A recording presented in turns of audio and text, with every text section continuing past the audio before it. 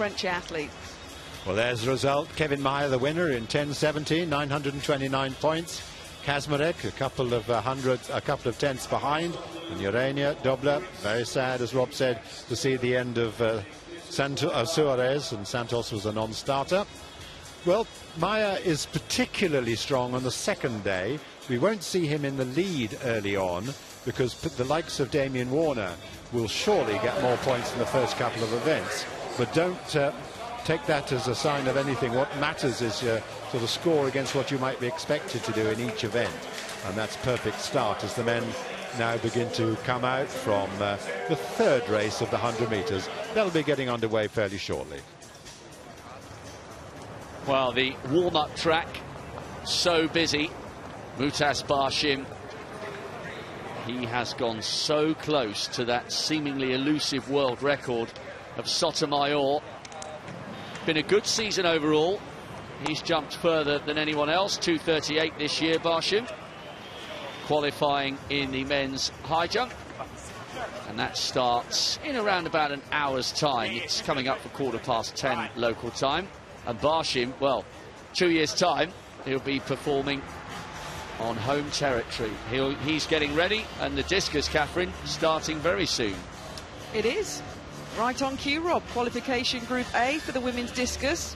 2 qualification pools. One now at 10:10 local time, the next at 11:35. It's a good lineup.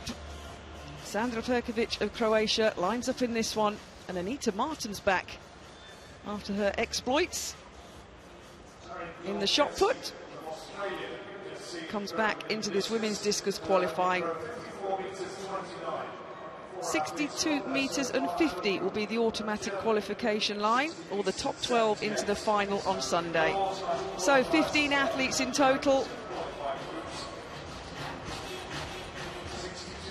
17 athletes across both these pools this morning have gone over 62 metres and 50. So Julia Harting opening her account, married to world champion, multiple world champion Robert Harting last year. So the German, a little bit shy of the automatic qualifying line. 63.63 this season. She's nearly 5 metres down on her best that she set in 2016.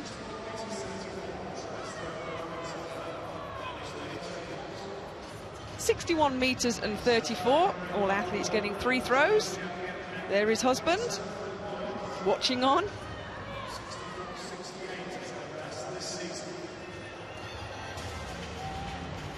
So the Brazilian entering the circle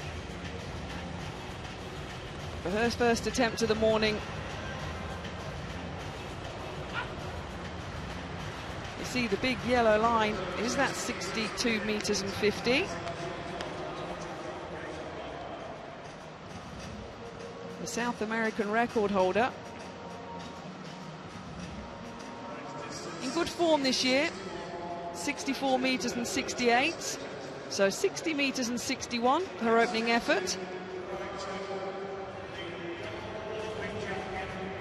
Now here's an athlete that would like to get automatic qualifying done in one throw. Sandra Perkovic of Croatia, the double Olympic champion.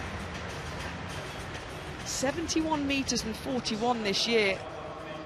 The best women's discus throw since 1972. So automatic qualifying of 62 metres and 50. She's hoping it'll be as easy as it sounds for the world leader.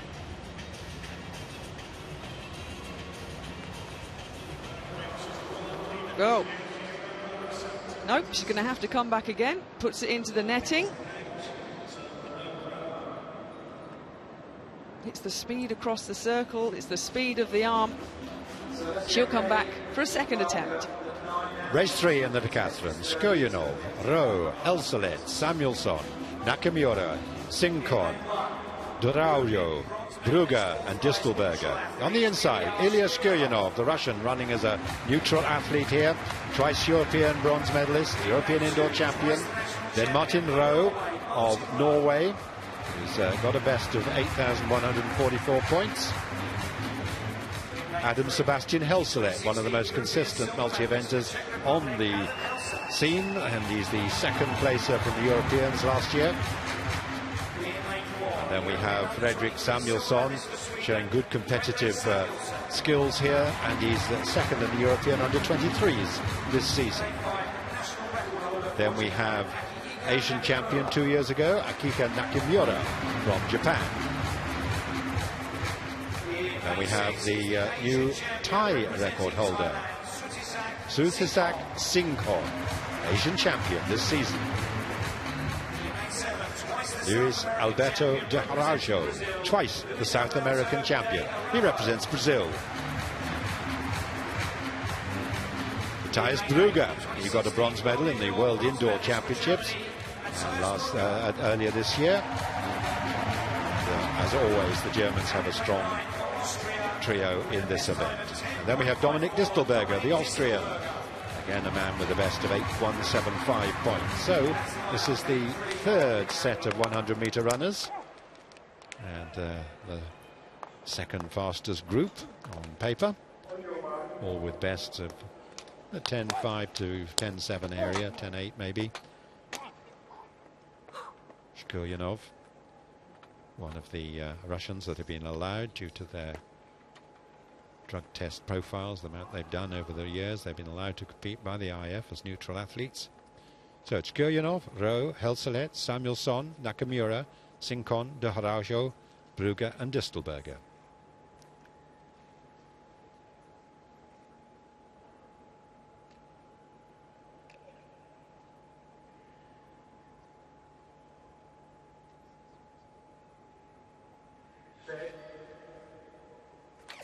Well, a break there by Brugger, but of course the multi-events are allowed one full start, so that would not result in disqualification.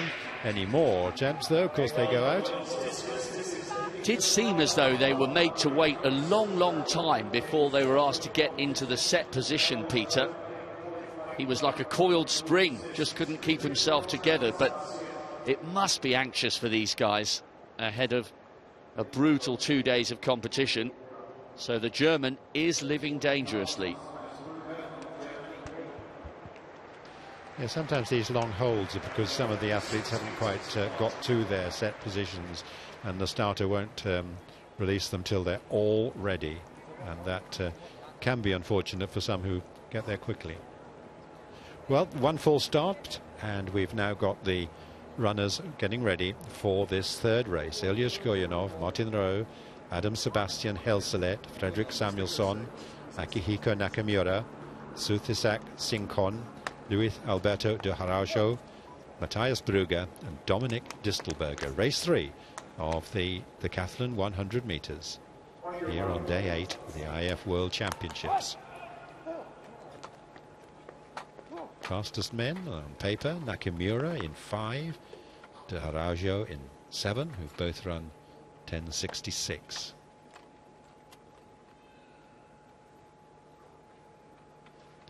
So carefully getting into their box. Sebastian Helselet possibly the slowest to do so.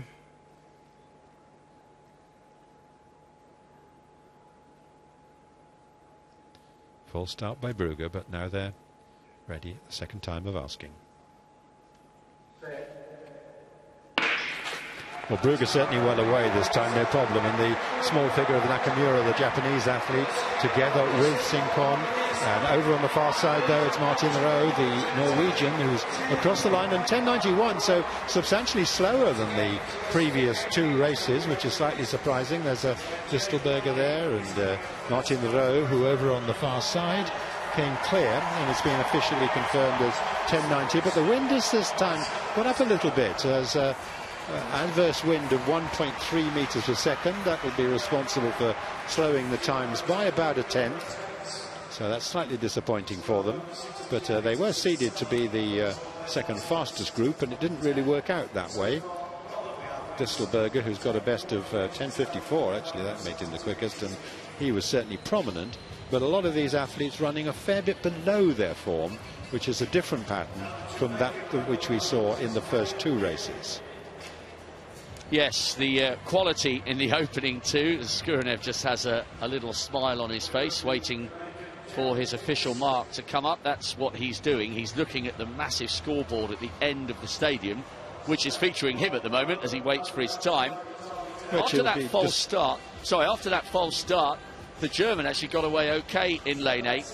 The Japanese athlete began to fade, but Rowe ran really well across in lane 3 with Distelberger coming through on the near side, but nowhere near as fast as the fireworks we saw from Dudas in the first with 10.75 and Mayer in the second with 10.70. No, and you were looking at Skurenov watching, and he will be disappointed, I think, because his time in 7th place, just 11.17.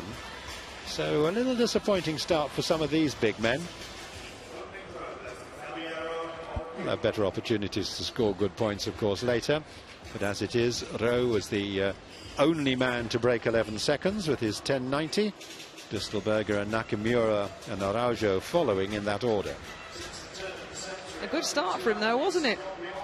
In good form this year. Overall, in the 10 events, just over 8,100 points, a personal best. And he started off well, as Rob said, pretty even. Japanese athlete started to fade, though, at about 60 metres. But 1 down, 9 to go.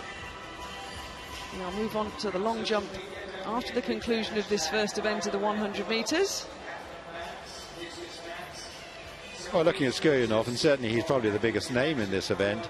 As a Russian, he was only cleared to compete in this event fairly recently, so whether he has been able to prepare or expected to prepare for a championship quite as well as he would have liked, I don't know. But certainly that was a moderate start. Result of the third race was a win for Martin Rowe in 10.90 from Distelberger, 11.03 Nakamura, de Araujo, but none of them getting over 900 points in that race. So they're the athletes that will come out for the 4th and final heat of the men's decathlon 100 metres. Warmed up, ready to rock and roll. There's Trey Hardy, the American. One of the most experienced men now in the decathlon event. So they'll be out shortly. Final heat of the decathlon men's 100 metres. Yes, this will feature the fastest men at 100 metres in the decathlon. And they're going to have the special entry. First of all, it's Alexei Kasyanov from Ukraine, twice world indoor medalist. Then Devon Williams, USA, Ilko St. Nicholas, Netherlands, Zach Zimak, USA, Lyndon Victor of Grenada, Damien Warner of Canada with all the support here, Karl Robert Saluri of Estonia, Rico Freimut of Germany. Finally, the former champion, Trey Hardy for the USA, who won back in 2009 and in 2011. James Edward Hardy III, and that third being significant, that's why he's called Trey. So they'll set their blocks for that final 100 metres in decathlon. Martin in the women's discus qualifying, second in the shot put, already has a silver medal in the bag.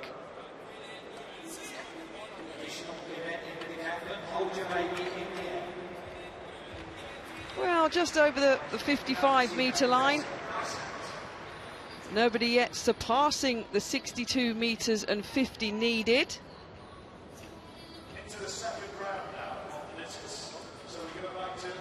Her father was a weightlifter at national level.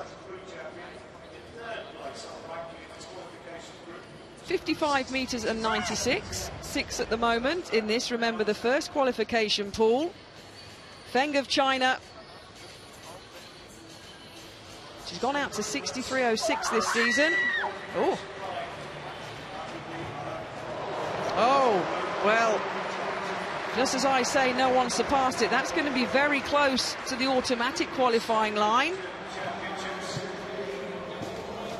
Wow, the World Military Games champion a couple of years ago, 8th in Rio last year. Notably fast across the circle, wasn't she? Which is a difference between some of the other throwers we've seen. Exactly like Perkovic, fast across the circle, fast whipped arm through, 62 metres and 48, pole position in this qualifying pool. Now, these are the fastest men on paper in the 100 metres. Just seeing the back view of Lyndon Victor there. And Damien Warner. Well, we would confidently expect him to come clear of this field. He really is a crack sprinter. 10.15 his personal best. Already 10.35 this year. Just exchanging answers there. Trey Hardy, of course. He's got a best of 10.39 and 10.46 this year. Alexei Kasyanov, Devon Williams, Ilko St. Nicholas, Zach Zimek, Lyndon Victor, Damien Warner, Carl Robert Saliori, Rico Freimut and Trey Hardy. That's their lineup for the fourth race in this decathlon 100 metres. Damien Warner, third in the Olympic Games, third and second in the previous editions of these championships. The very experienced Alexei Kasyanov goes in lane 1. Sixth and seventh in the Olympic Games, twice world indoor silver medalist. Then we have Devon Williams of the USA, his sister Kendall Williams, who competed in the women's heptathlon. Devon Williams, this year's American Collegiate Champion. And then Ilko St. Nicholas, European indoor champion, man who excels in the pole vault particularly, so a strong second day. Zach Zimek, who's seventh in the Olympic Games, 8,400 points at his best.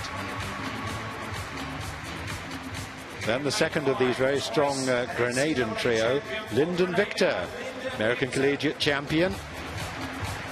The last 2 years, Williams won the indoor title.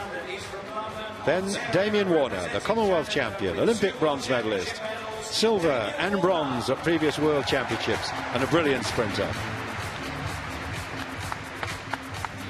Plenty of support from Canada. Carl Robert Saliori, the Estonian. He's improved to 8,108 points at his best. Rico Freimut, another outstanding challenger for a medal.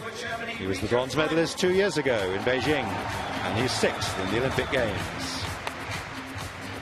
And here is the champion returning. The champion in 2009, the champion in 2011, US champion in 2009, and again this year after Ashton Eaton had retired. Trey Hardy for the USA. So the fastest sprinters in the decathlon 100 metres just taking to their marks now, and Damien Warner goes in lane 6, the man we expect to star in this event. Alexei Kasyanov, Devon Williams, Ilko St. Nicholas, Zach Zimek, Lyndon Victor, Damien Warner, Carl Robert Saliori, Rico Freimut and Trey Hardy. They're ready for the 100 metres.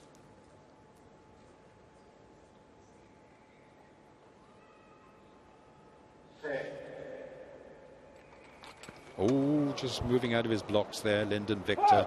Once again, as I explained before, this won't be penalised. And sometimes some of the decathletes just like to not worry too much about full starting, almost a little bit of gamesmanship.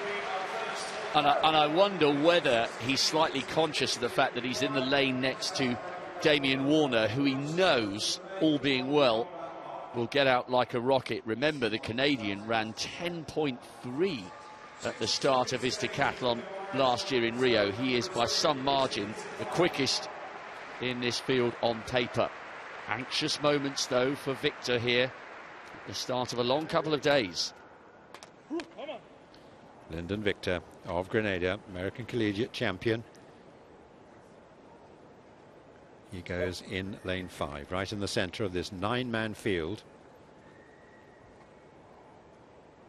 So after the warning has been delivered, the athletes in this fourth race of the Decathlon 100 take to their marks.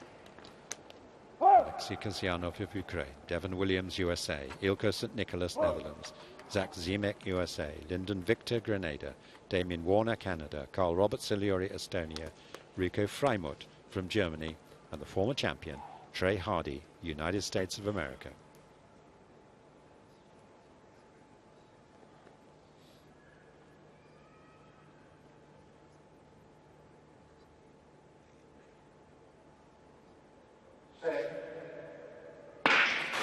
Well, they're all away cleanly this time, and a good start by Siluri.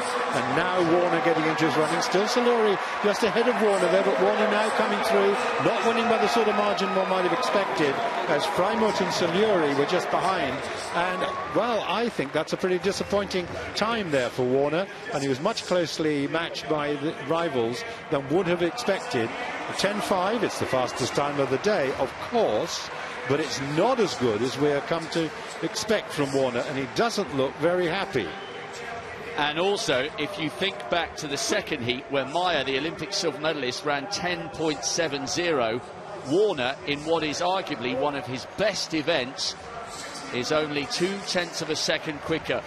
Freimut came through well because Siluri of Estonia had got out really fast, as you said, Peter.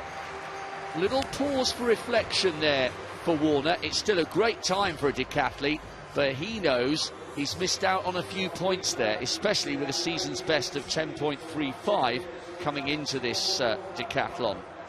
Yep, he's lost quite a lot of points, really, I think, compared to what one might have anticipated. He's down about 50 points because of that. So we'll have to see how he fares in the next event, the long jump. Still, he will head the rankings after event 1, as one would expect, but good runs behind him by Freimut and Siluri, finishing in that order. Both with season's bests. So let's look again. It took a little while for Warner to make his way to the forefront of this field. And the two athletes just inside him, really pressing very hard and only finishing hundredths of a second behind him. Warner here running in lane 6. And Lyndon Victor, despite that little faulty start, no, not affected by that at all. Siluri working very hard indeed, a bit rough and ready, but he got a good time out of it. And Siluri might be the one who's happiest for this, because he was certainly the man who's closest to his personal best, just 1/100th of a second outside that. I think Trey Hardy might be a little bit disappointed with his run as well, Peter. 10.75 on the outside, and many romantics hoping that Hardy would be able to reproduce the magic that he showed so many years ago. He kind of lived in Eaton's shadow for a long time, with a lot of injuries as well. The American furthest on the left-hand side here. But he too, a couple of tenths down on what we might have expected from him in this opening event. Yeah, he said just a couple of days ago, he said, I've felt the best recently than I have done for a few years. And he said, I guess I'll find out what that means over the next couple of days. So you're right, Rob, I think he might be a little bit disappointed with that, the American. And as Peter said, Warner too, when he saw the ease that Meyer ran that fast time in one of the earlier races. But it's a marathon, not a sprint, as we say, isn't it, Peter, in terms of 10 events? surely is. But, you know, you have to measure each athlete by what the expectations are in each event. Meyer is well up, Warner is well down. And I think Hardy is a little bit hope against hope. A wonderful story if he comes back to do well again. But it would be against the form book a little bit. Damien Warner, the winner of the 4th race of the Decathlon 100 in 10.50 from Rico Freimut, Carl Robert Siluri, and those three finishing well clear of Hardy, Kasyanov, Victor and William St. Nicholas and Zemek, but all breaking 11 seconds, and so that was indeed living up to the expectations of being the fastest overall of the Decathlon hundreds. So the situation is that Damien Warner leads at 975 points, just 7 clear of Rico Freimut, and then St. Nicholas. Meyer, an excellent start, 4th place with 929. Watch him move up next over the next few events, perhaps particularly tomorrow. So those are the first 9. Siluri, of course, in 3rd place there, not Ilko St. Nicholas, the Dutchman, who was in 13th place. Not too much difference in the point scores over the whole field as we just track down to see how they've all started in this competition. Some of the other favourites there will move up. Melnik Felix and Skoyanov on the list there. And the field 34 starters completed there. So the decathletes will move on to their second event of the long jump. Qualification continuing in the women's discus. Harting, round number 2. 61 metres and 34 in the first round. Remember, automatic qualifying 62 metres and 50. Well, that's a bit better from the German. A few athletes starting to pep around the automatic qualifying line.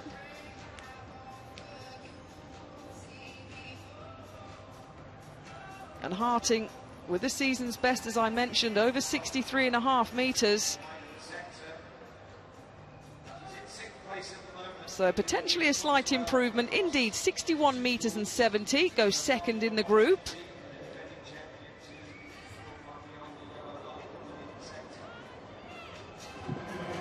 So Di Moret of Brazil. Second attempt, 60 metres, 61. Oh, yes. That's over the qualifying line for the Brazilian. Didn't qualify for the World Championship final in 2011 or the Olympic final in Rio or London, but automatically through with this throw. Nearing the 63-metre line. Oh, 62 metres and 80, number 1, big Q, automatically through to that final on Sunday. Now, Perkovic, centre discus, the 1 kilogram discus into the netting in the first round. She wants to correct that and get back and prepare for the final on Sunday. Oh, that's better. Oh, it's the speed, it's the flight. Yes, you could hear her talking to herself once she'd let it go. Wow, near the 70-metre line. A little bow from the Croatian star.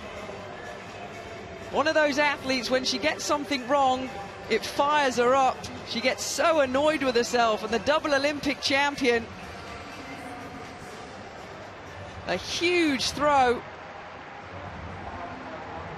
Surpassing the automatic qualifying line, 71.41, as I mentioned before, this season. And it did come through, indeed, at 69 metres and 67. Well, we can see the women out for the first of 5 heats in the 100-metre hurdles.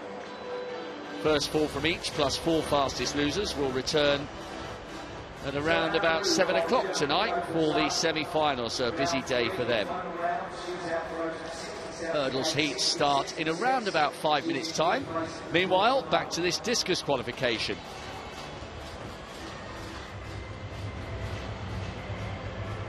Gia Lewis-Smallwood, a no throw in the first round, the American.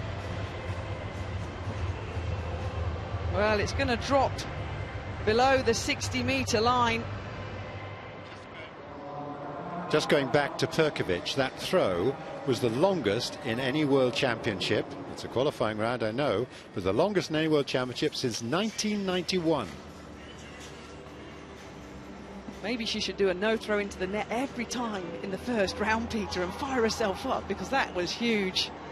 The statistics are backing it up. There she is. Job done for the Croatian. 58.15 for Lewis-Smallwood. Puts her in 7th position. One more throw for the American.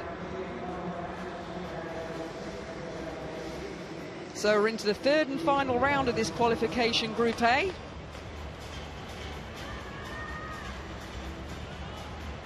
Just the 2 automatic qualifiers so far. The route of Germany then. 60 metres and 78. She's in 5th position at the moment. She's done nearly 64 metres this season, but no, it's going to drop once again way below the 60-metre line. Actually, it's been given as a no throw. The red flag is raised, so 60 metres and 78. She'll end this pool in 5th position, but remember, we've got 15 more athletes to come in the second pool at 25 minutes to 12 local time.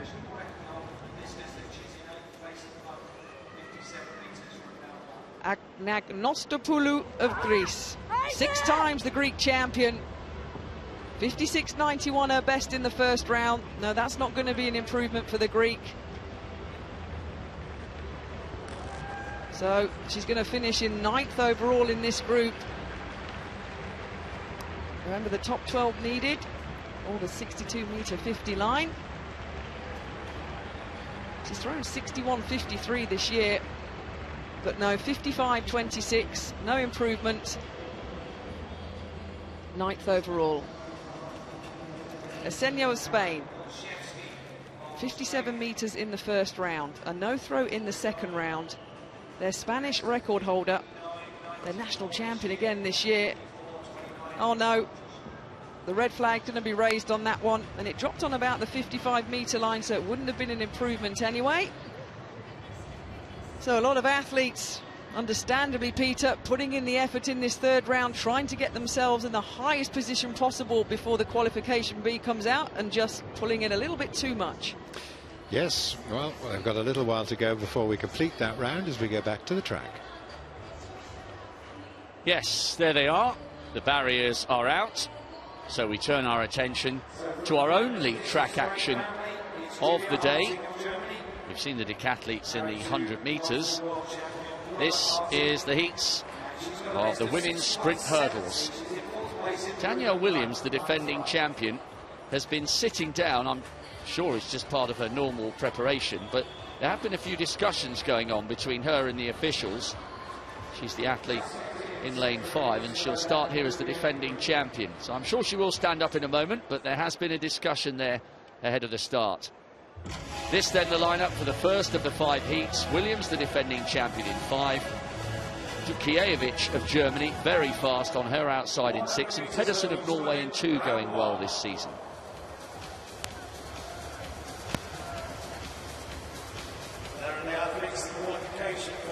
And there is Isabel Pedersen, world junior champion a few years ago. Semis in Beijing and in Rio. 12.75 this season. And Zagreb, the Belgian national record holder, in 3. And then how about this?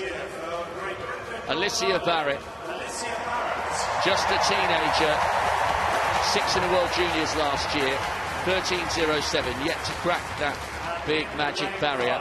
Danielle Williams is now up on her feet, the defending champion, the 6th fastest athlete in the world this year, 3rd in the Monaco Diamond League, 12.56.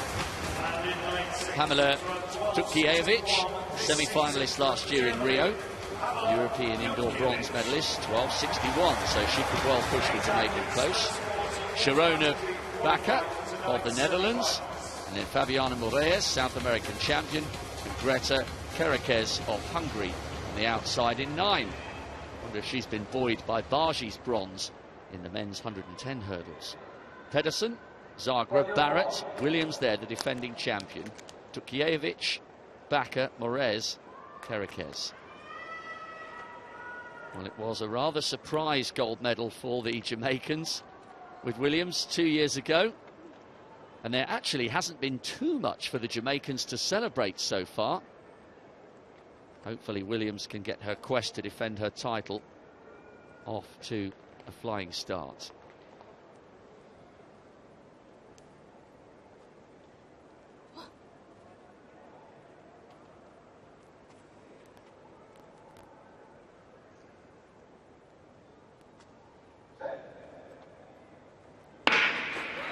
Long hold, and they are away.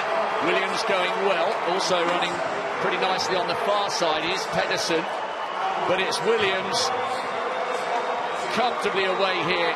Good run there from the defending champion into a fairly strong headwind, 12.67. That was good running there, and I think Bakker was running well towards the outside as well, but that was good work there from the Jamaican. Rounded down to 12.66. She'll be relieved to get that one out the way. Well, how much would she love to follow her teammate Omar McLeod? As you mentioned, Rob, Jamaica a bit thin on medals in the sprints. They only have the one, and that is from McLeod. But that was good. Good qualifying by Williams, the world number 6 this year. 3rd at the Monaco Diamond League. She won the national championships in Jamaica. Confirmed at 12.66 seconds. First time, actually, throughout the sessions that we've had a headwind like that. I can't remember seeing a minus 1.4 in any of the other sprint events. But you could see in the centre lane, she was totally in control of that. Djukovic, the German outsider, the Olympic semi-finalist, holding on to her coattails automatically through. It was the top four. That was good running by the defending champion. That shock winner, as you say, in Beijing 2 years ago. Trying to get it right when it matters again at a World Championships. She's the fastest non-American this year, which shows you how much the Americans have been dominating this event. Danielle Williams is over the first barrier in her quest to defend her title. Tukievich second, Pedersen and Zagra, the other automatic qualifiers, all dipping under 13. So women's discus continues. Goszewski of Australia, 54.29 in the first round. A no throw in the second round. Well, it's below the 55-metre line. She has gone out to 59.94 this season. Second at the Australian Championships this year. 9th at the Commonwealth Games 3 years ago in Glasgow. So it's not going to be an improvement. No, 53 metres and 69. 11th overall in this, just the qualification pool A. Harting then of Germany, 4th at the moment in the group. Her final throw.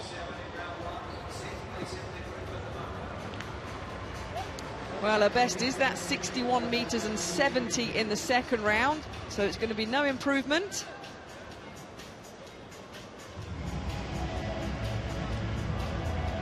So she's going to finish 4th or thereabouts with just a couple of throwers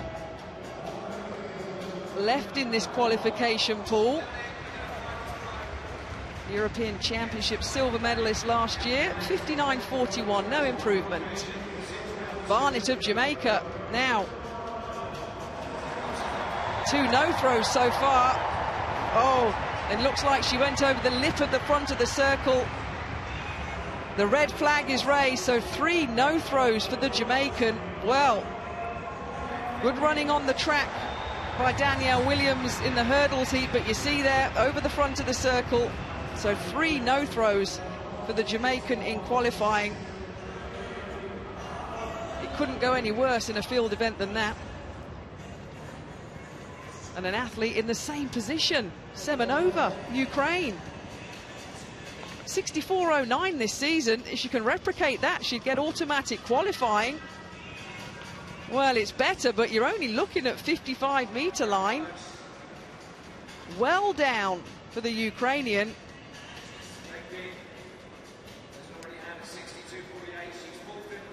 No.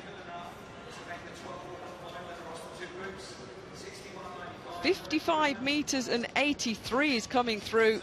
No, well down. World Championships over for the Ukrainian in the women's discus qualifying. Martin of Hungary. The shot put silver, as I mentioned. Her third and final throw. 55 metres and 96 is her best. No, it drops below the 55-metre line, excuse me. So she's going to finish probably about 11th or 12th in this qualification pool. So the silver medal in the shot put in her favoured event will be the highlight of the Hungarians Championships here in London. Came through as a no throw, so down in 10th overall. Well, now we have the second of the 5 heats of the women's 100-metre hurdles just getting ready. After very fine sprinting by Williams and Dutkiewicz in the first of the semis. Williams winning in 12.66, so let's see how these athletes shape up. Here's Megan Simmons of Jamaica. So can we get another Jamaican winner? Every possibility. She was second in the Jamaican Championships this year. There's the lineup. Jean of Haiti, Boons of Netherlands, Porter, Great Britain, Kimura, Japan, Simmons of Jamaica, Ali, USA, George, Canada, and Kozak of Hungary. Simmons, one of the big names, and certainly Nia Ali also, the Olympic silver medalist, who goes in lane 7 in this race. Very experienced Tiffany Porter with a whole series of major championships. Also will go in lane 4. There is Jean of Hungary, then Boons. Now there's Tiffany Porter. What a record she's got. 4th, 3rd and 5th in the last editions of the World Championships, European title and 3 World Indoor medals. She really has been an outstanding star for Great Britain since she opted to compete for them. Past Kimura and then Megan Simmons.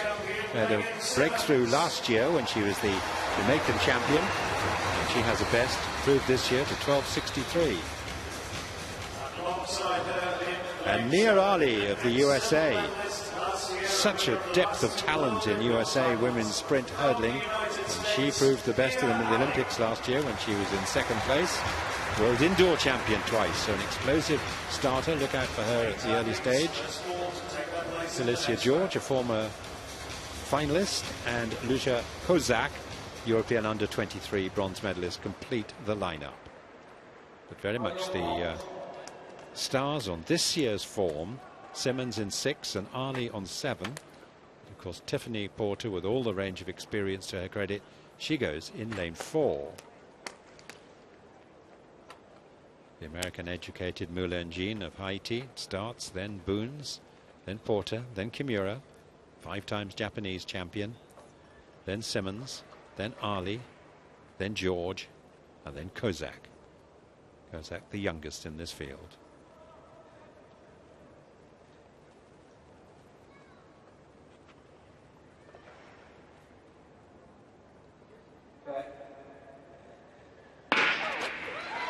Certainly a good start by Megan Simmons with Ali next to her. And Simmons it is in the yellow vest of Jamaica. It's like a Jamaican win in both these ones. It is Simmons who wins it. In 2nd place it's Nia Ali, and then in 3rd place Felicia George. And another excellent run. The clock just showing 12.78. That's on the photo cell time. We'll have to see what the photo finish time is.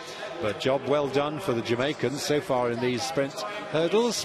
Yes, 12.78 has been confirmed as the winning time.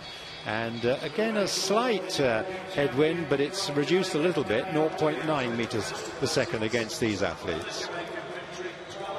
It was a good run by Simmons, wasn't it? The lifetime best of 12.63 this year. As what Peter mentioned, a little bit of a headwind, confirmed at 12.78. Ali, a little bit of a stumble off the final hurdle, Ali. But she did come through in 12.93 in 2nd place. But she was out and Jamaican was gone. Never headed in this 2nd heat. Kimura took the 4th place, and of course the disappointment there, and she hasn't had a great year, but even so, Tiffany Porter will be very disappointed to have come 6th in 13.18. Well, she's raced so sparingly this year, the British athlete. Her and her sister, of course, world class. Her sister out for the rest of the season, though, picking up an injury in Boston. So the British athlete will be disappointed with that. But Jamaica so far, Williams, Simmons, good qualification. And Ali there, you're going to see just off the final hurdle. Oh, little bit of a stumble, but good enough. Held on to that 2nd place ahead of George of Canada. Good run from the Jamaican youngster, who, as Peter said, arrived on the scene becoming national champion in Jamaica last year. They have a fine tradition in this event, and they found another big star. Megan Simmons winning in 12.78 from Nia Ali, Felicia George and Akiko Kimura going through to the semi-finals. But it may be that Tiffany Porter won't make it. Only 4 more on times. Lally of Great Britain, final round, 2 no throws so far in the discus, qualifying. Well, she's nearing the 60-metre line, but she's going to just probably finish in the top 10 in this qualifying pool. Well, she gives the crowd a round of applause. The Commonwealth Games bronze medalist in 2014. Over 65 metres is her best last year, 62.15 this season. So she's going to be near 5 metres down on her best. Well, 57 metres and 71. 8th overall. As the athletes come out for the 3rd heat in the women's hurdles. Kenny Harrison of the USA, the world record holder, set here in London, will be next in the third heat of the women's hurdles. Nib of Jamaica, another athlete with 2 no-throws in the first round. One final attempt. And again, probably at about 56 meters for the Jamaican.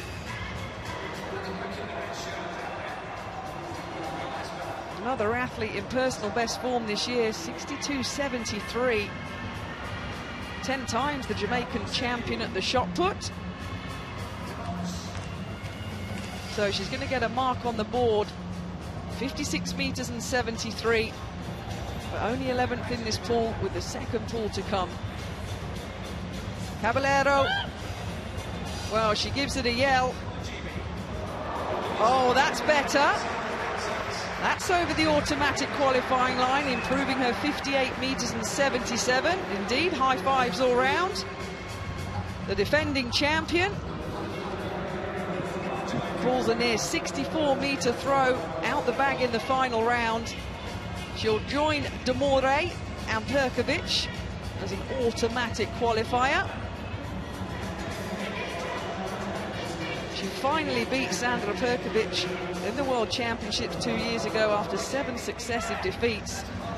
And she's put herself in a position with automatic qualifying to try and defend her title. Feng of China, last round.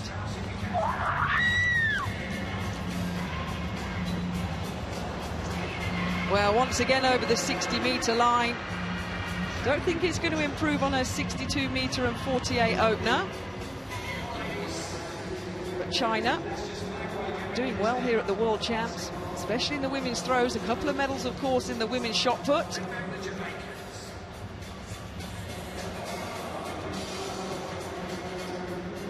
(61.95) doesn't improve, but she finishes 4th in this A pool. Well, Hero the Hedgehog has become a bit of a star, Rob Walker. He's on daytime television, he's all over social media. He's very entertaining, I have to say. I do like him. He can dance as well, can't he? They've got this thing called dance camp going in the stadium, a little bit of staying alive, booming around, and he's trying to encourage the crowd to get involved. I'm sure most of the athletes like him. So the start list for the third heat of 5 in the women's 100-meter hurdles. The standout name, Kendra Harrison of the USA, the world record holder in 2.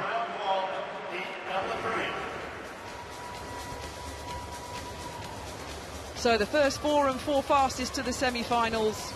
In lane number 2, there she is, the athlete that set the world record here in London last year, Kenny Harrison of the USA. 12.20 seconds last year. She'll start in lane number 2. Yannick Thompson of Jamaica, seen her teammates running well, the former world youth champion, 21 years old now, 12.69 this season. Start outside Harrison in 3. The familiar bounce of Michelle Jenike of Australia in 4.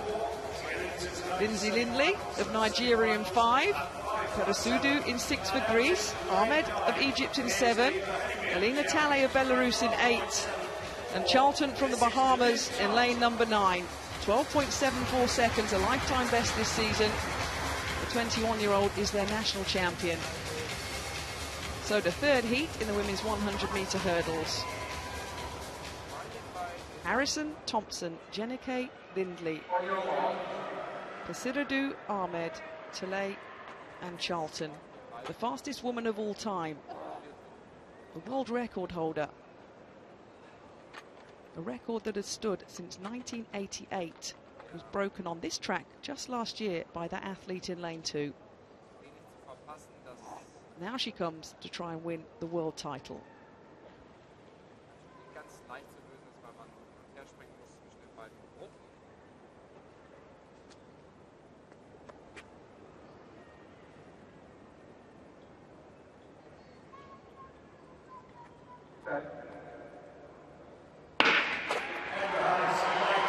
So it's a clean start. Harrison's out well, as is Lindley of Nigeria in lane number 5. But the American on the inside, short stature, quick turnover, wonderful technique. 12.61 seconds. Well, we talked about Omar McLeod earlier. That's the training partner of Kenny Harrison. Wonderful form, 12.28 seconds this season. The world leader. She hasn't lost for so long. Wonderful qualifying from the best the world's ever seen, Rob Walker. Yeah, she showed real character here last year. I was in the stadium watching when she scorched to that world record, because inexplicably she had finished outside the top 3, and we all know how brutal the American qualification system is. First 3 past the post, or you're not on the team. I thought that showed real character. She's in a class of her own here. Talley came through. She and the Jamaican crossing the line in exactly the same time. That's why it's taken them a while to separate them. Talley being given the nod over the Jamaican by 1,000th of a second. Charlton of the Bahamas, 5th in the NCAAs, came through for the 4th spot. She's so good, Catherine, and I was so delighted this year that she got that monkey off her back, came through the US trials, and she is, albeit in an event where something can go wrong at a fraction of a moment's notice, she is the overwhelming favourite. She's just been outstanding this year. World record holder. Is she destined to become world champion? Well, 2 years ago, she got disqualified for a false start in the semi-finals at the World Championships. But look at that. That's a great shot to show the speed and the turnover of the world record holder. Hasn't lost a race since the US Championships last year. Kenny Harrison, 12.60 seconds automatically through, as are the 3 athletes behind her. They'll go through to the semi-finals at 7:05 tonight, local time.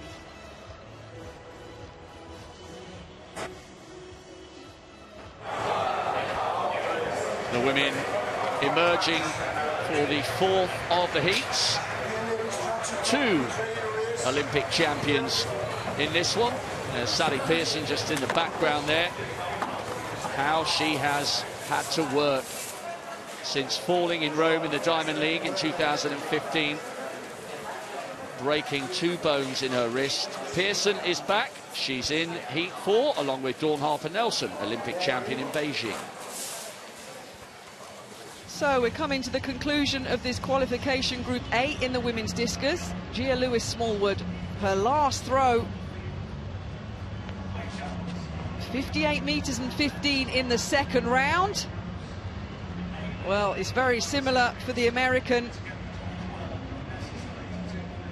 Well, she walks out the circle, understandably a bit frustrated, the US champion. She has gone over 65 metres this season, so she has the automatic qualifying of 62.50 comfortably. But she's going to finish in 7th position in this qualification Group A, and with another group to come, well, 58 metres 30, no improvement. I mean, overall, the standard in the discus has been a little disappointing, apart, of course, from that terrific throw by Perkovic. And there it is, Peter, the 69 metres and 67. Wonderful qualifying by her. So 3 athletes in total in that qualification Group A over the automatic qualifying. Group B, well, that's due to start in about 25-30 minutes time.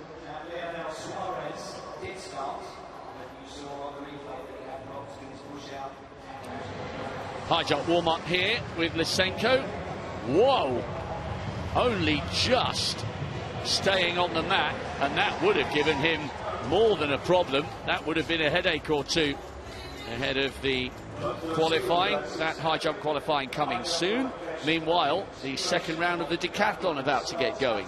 Yes, and that's the situation after the 100 metres. Damien Warner leading at 9.75 points. Pretty close, though, with Freimut and Soliori, who finished just behind him in the fastest race of that event. Kevin Mayer, a brilliant start for him, because the Frenchman smashed his personal best. Well, he's not such a good long jumper, and that's the next event we've got, but he's really off to the sort of start which he could only dream about. As we just run down the full point scores for this big field in the decathlon. 1 non-starter from the originally scheduled list of competitors, but we have 33 in action, because Suarez 94 points because he just sort of crawled across the line in the end, and most unlikely that he'll continue.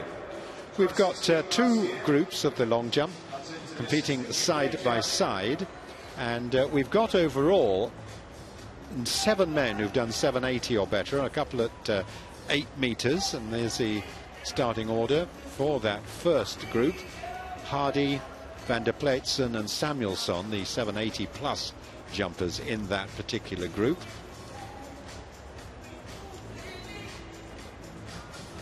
And then Group B, and amongst those competitors we've got second group, we've got 4, including 2 8-meter jumpers. Come to them shortly. 2 heats left in the women's 100-meter hurdles. Here is the 4th. Dawn Harper-Nelson, Olympic champion from Beijing, in 3. Sally Pearson, Olympic champion right here in London, in 6. On her way back to full health and fitness at last. Oh, good qualification so far from Williams, Simmons and Harrison. Rochelle Burton, World Junior Silver medalist last year, the Jamaican. She'll be hoping to follow her 2 compatriots into tonight's semi-finals. 12.65 this season. Good strength and depth from the Jamaicans. Dawn Harper-Nelson, she's been around so long. Gold in Beijing, silver here in London, qualifying for the World Championships once again. 12.66 this season. Good form, not quite as quick as her lifetime best of 12.37. Then Loeb of Germany, Shimura of Japan, and Sally Pearson, world champion in Daegu, Olympic champion here in London, twice a Commonwealth champion.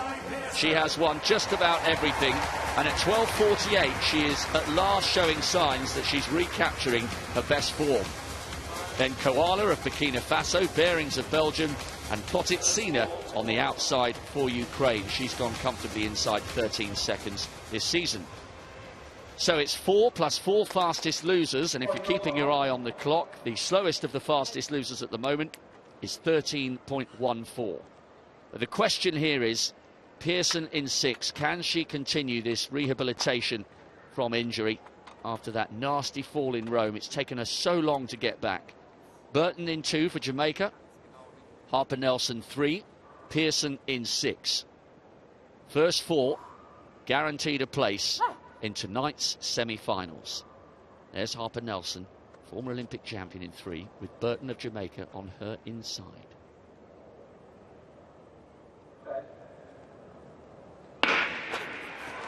A bit of a stutter there on the start. Pearson's got out really well. Burton on the far side, and now Harper-Nelson trying to get into her running. But Pearson's in a class of her own here. Plotitsina running well on the near side. Good form there. Pearson from Harper-Nelson. Burton also getting through, and it may well have been Plotitsina of Ukraine in the mix for the 4th spot. 12.73. Yes, it's not as fast as Kenny Harrison, the world record holder, but that looked pin sharp to me. Great start, got away from the rest of the field. Pearson's back. Well, she is. You mentioned the broken bones, the dislocated wrist in 2015, but let's not forget she missed Rio last year after tearing a hamstring. So she's coming back, as you say, Rob, from a horrid couple of years, the Australian, and she took that heat, didn't she? She was aggressive. She used it for a good qualification purpose in terms of nailing a start. She's always such a good starter, Pearson. Let's not forget, one of the fastest hurdlers of all time. So she was putting some work in, but it was as impressive as I've seen her run for a while. She really did pressurise Kenny Harrison at the London Diamond League a few weeks ago until Harrison pulled away. But she's coming back, the Australian. She won the Olympic title here, didn't she, in 2012. She cannot therefore be discounted, and it's good to see her back. Yeah, it really is. Big start for Australian athletics, and she's had to show some real heart in the last couple of years and great determination. Brilliant start. Good running from the young Jamaican on the far side to try and put Harper-Nelson under a little bit of pressure. Those 3 had some distance between themselves and Plotitsina, who did indeed get the 4th spot, 13.01. Loeb of Germany, who's finished 5th, has got herself at the moment in a fastest loser spot. And Harper-Nelson Well, you mentioned her experience. She was actually 4th at the US trials, but because of the automatic wild card that Kenny Harrison has, she's here in London, and it's the 4-strong team of the Americans, isn't it? It's the rest of the world against the Americans in this sprint hurdles. And of course the Jamaicans also have 4, with Williams having a wild card, and all 4 are through. Well, so it's for the likes of Sally Pearson, isn't it? And potentially others. Could you imagine that? Here's 4 from USA, here's 4 from Jamaica. Your final of the hurdles. It's up for the rest of the world to challenge them, isn't it, at the moment? Such is the standard of the Americans, and 4 with the Jamaicans, as Peter said. But I enjoyed that. I so enjoy watching Sally Pearson run. She's aggressive, she's smooth, she's technically good. Let's not forget her 100 speed is impressive. She's run 11.14. Yes, it was 10 years ago over the 100 metres, but her base speed and technique is very impressive. It certainly is. And what about this from the World Junior silver medalist? Good run from Rochelle Burton. Not intimidated at all by the vast experience of the American drawn alongside her in 3. Big step up from the World Juniors to take part in the seniors. She's following Danielle Williams through.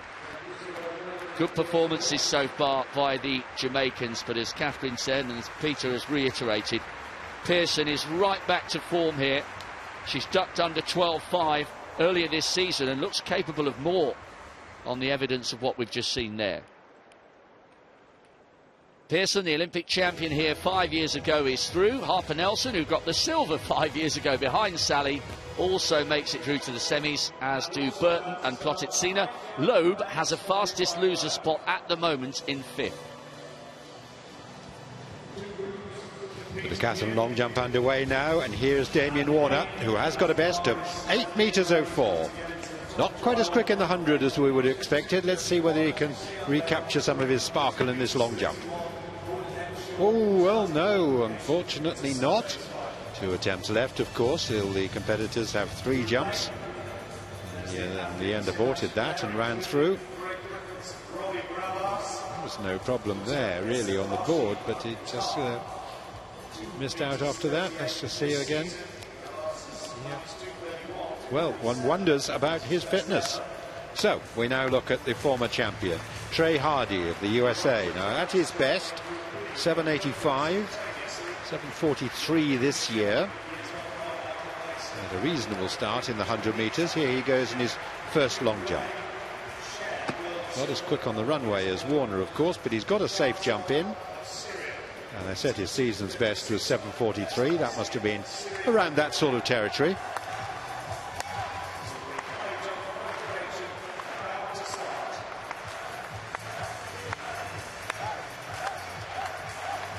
Oh, that's no problem there at all. Perfect. On the board.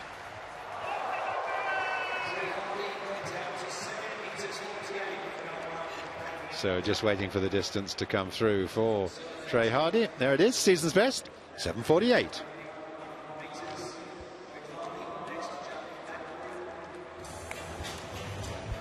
So the 5th and final heat of the women's 100-metre hurdles, swaying from side to side. That's Christina Manning of the USA. She'll start in lane number 9, 3rd at those US championships. 12.58, a lifetime best this season. But she's not the quickest in the field in 2017. Amusan of Nigeria in the lane inside her is. So that's your full lineup. Manning in 9, Amusan in 8. Nadine Visser of the Netherlands, 7th in the heptathlon. She'll line up in lane number 6. So there's the full lineup then. White of Canada in 2, Herman of Belarus in 3, John of Trinidad and Tobago in 4, Hildebrand of Germany in 5. There is Nadine Visser of the Netherlands, European under-23 champion at this event this year. As I mentioned, 7th in the heptathlon earlier in the championships, the 22-year-old, 12.78 this season. Young of Korea in 7.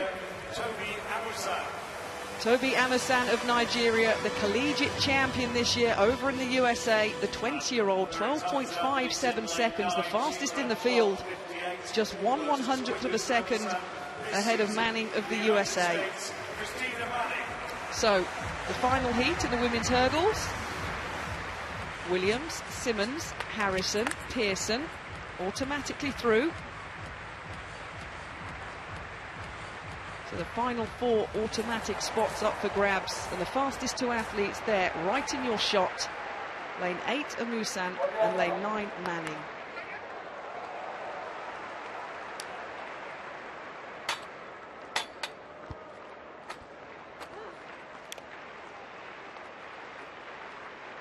So a lot of noise around the stadium. The men's high jump qualifying is starting.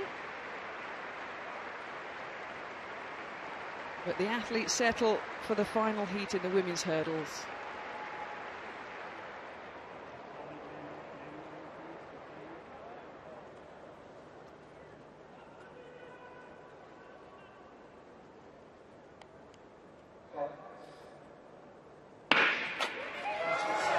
So a clean start, and on the outside, Manning of the USA, Herman of Belarus, but it's going to be the American off the final barrier, 12.86 seconds. Well, she's in her lifetime best shape this year. I mentioned that run of 12.58. And in the outside line was John of Trinidad and Tobago. He ran in the heats of the Commonwealth Games, went crashing down in lane number 4. But on the outside, in a world of her own, Manning confirmed at 12.87 seconds ahead of Visser. She ran well in lane number 6, coming through in 12.96. And the Musan of Nigeria also under 13 seconds in 12.97. Yeah, it was pretty tight for the rest of those spots behind Manning. She got a great start. Angela White got out the blocks reasonably well over in lane 2, but then faded towards the end of the race. Visser just out dipping Amusan on the line. But a real shame for John. She just pulled up, and that was she came crashing to the ground, actually. Manning then on the near side. Visser 3 lanes up from her. Just getting that nod over Amusan. And then Herman just coming through as well. But that was good running there from Manning. She looked pretty smooth. Sure was, but there's a great worry about Deborah John, though, who we saw that very nasty fall, and she's fallen flat on her face. She has not moved since then. She's getting medical attention right now, and it does look really nasty here as she came tumbling down.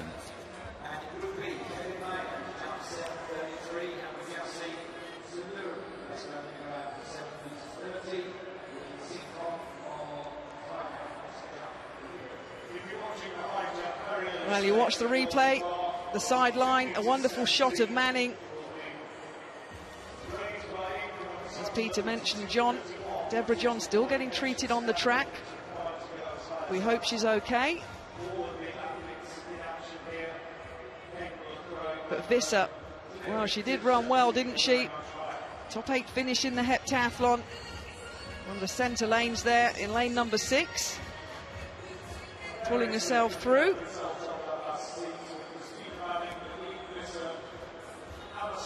But the 5 heats have been completed, and the big names of Williams, Simmons, Harrison, Pearson and Manning, the 5 heat winners. And as I mentioned before, the semi-finals tonight just after 7 o'clock local time.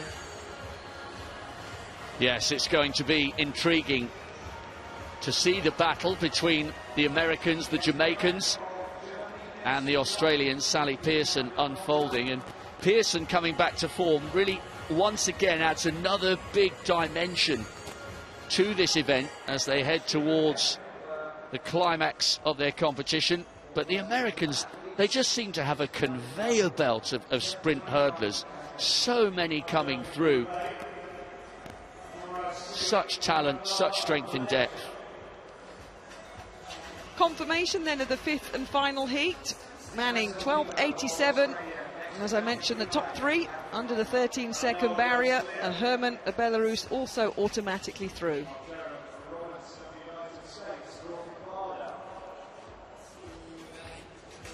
Here's a full list of those who made it through to the semi-finals, which will come up just beyond 7 o'clock later on.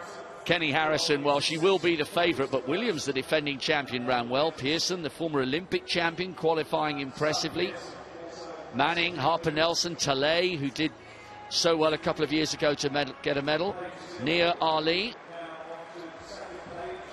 Felicia George, the veteran Canadian, making it through. Kotetsina came through heat 4 in 13.01. And Bakker was the slowest of the fastest losers. She made it through in 13.12. Semis coming up at 7 o'clock tonight. Well, in the Decathlon long jump, here's Kevin Mayer. Brilliant 100 metres. And here he goes in his first jump in the long jump. Oh, yeah, that's a decent start for him. Now, this is not one of his better events. He's got a personal best, however, of 7.65. And he's got off to a good, secure start here. Jump that must have been probably close to 7.40. Plenty to spare on the board, so he's being conservative. He can use his next 2 jumps to try to get ahead. This one, let's see, it's probably a little less than 900 points here for Meyer. Yep, a 7.33 jump into a slight headwind. Now it's the turn of Rico Freimuth, one of the German favourites. Again, not one of his better events, but he's got a 7.60 to his credit.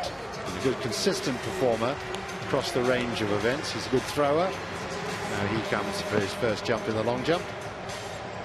And again, similar distance to Meyer, probably a little shorter, but well over 7 metres. So a good, safe start there. Quite a number of the competitors in this event have had, in fact, no jumps. And certainly not the case for Freimuth, who had 31 centimetres to spare on the board there, using the hang technique.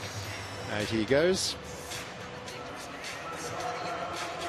And it's 7.11 for Freimuth. So he's got a performance in the bag. Now he can seek to go further. Siliori, impressed in the 100 metres, running a time of just 100th of a second short of his best. And again, he's got a personal best, identical to Freimuth, of 7.60. This is his first jump. Oh, and that's again similar jump. We're seeing these athletes land in the short of the 7.50 area. White flag raised. And this is a promising youngster, the Estonian, Siliori.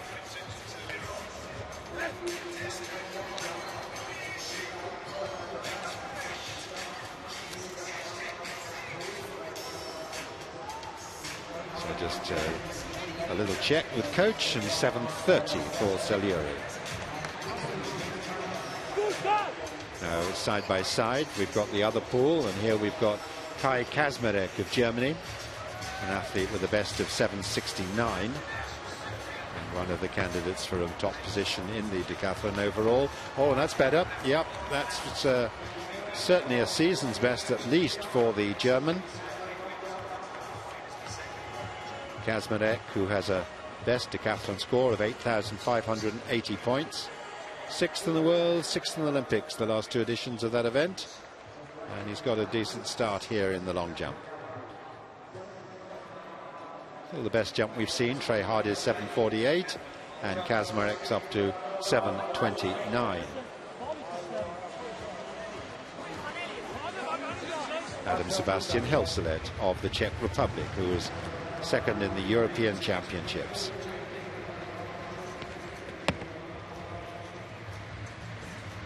Just over 7 metres. And again, not one of his better events, but he has done 7.60 indoors. So at the moment, most of the jumpers we're seeing jumping a little short of their best sort of form, but on the other hand, it is so important to get a good, reasonable score at least to start with, and then you can seek to go further on the next 2 jumps. And Helselet only just over 7 metres there at 7.03. Dudas, the Serbian, was a man who sparkled in the 100 metres when he won his race. Serbian record holder in the decathlon at 8.275 points. European bronze medalist. This is 3rd World Championships in the decathlon. Big, strong man. Again, a consistent performer over the range of events, and a very similar jump to the number that we've seen in the 720 plus area. So no sparkle yet. No, nothing. No comeback to the days of Daley Thompson or Ashton Eaton, who would produce 8-meter jumps, because no one's got over 750 at this early stage of the event. Still in the first round, of course, of the competition.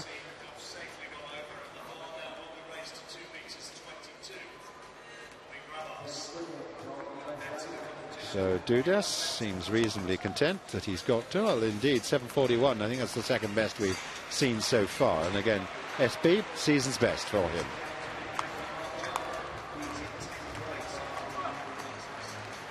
Martin Rowe of Norway, another man who performed with credit in the 100 metres.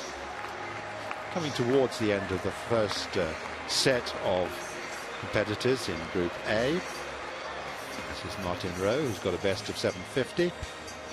Just over 7 metres there for the Norwegian. Martin Rowe, 8:144 decathlete.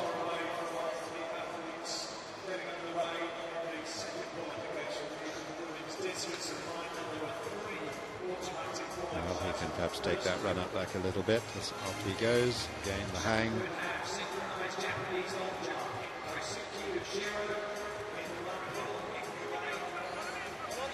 And for Rowe, 7 metres 06. Virtually no wind there. You can see a recording of minus 0.1. They're just in the lee of the back straight over on this stadium, so plenty of support from the fairly big crowd now over there. Excellent crowd for a morning session, certainly. Keisuke Oshiro of Japan is our next jumper. Well, he's only gone just over 7 metres this year. He has got a best of 7 metres 45. Asian champion in 2014. And the Japanese record holder at the Decathlon now. Shiro. First jump on the long jump. Well, that's well short of 7 metres, and I know this is not one of his better events, but that's a little disappointing. He's got some strapping around the knees, so he may be struggling a little bit.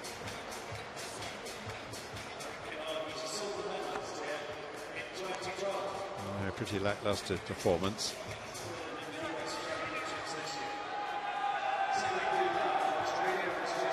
So 2 pits of this long jump going side by side. It's still no 750 plus jumps, and Oshiro here well short of that, as his distance comes up at 6:57. I do think there's an injury question about him.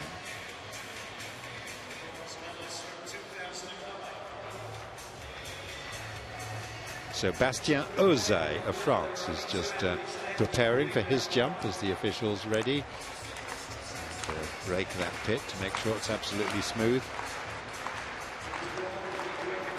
Now, Bastien Ozay's main claim to fame, he was a World University Games silver medalist, and he also competed in these championships 2 years ago in Beijing when he was 13th overall.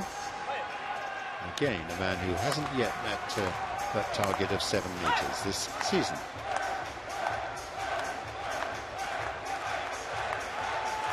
A 27-year-old Frenchman, Bastien Ozay.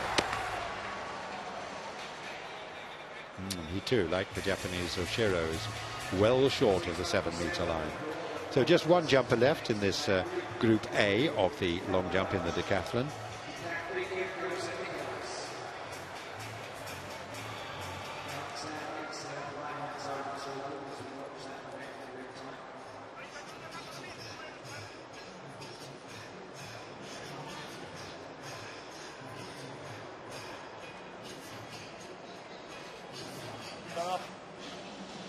It's a 670 modest start for Ozay. That takes his total after 2 events up to 1,527 points.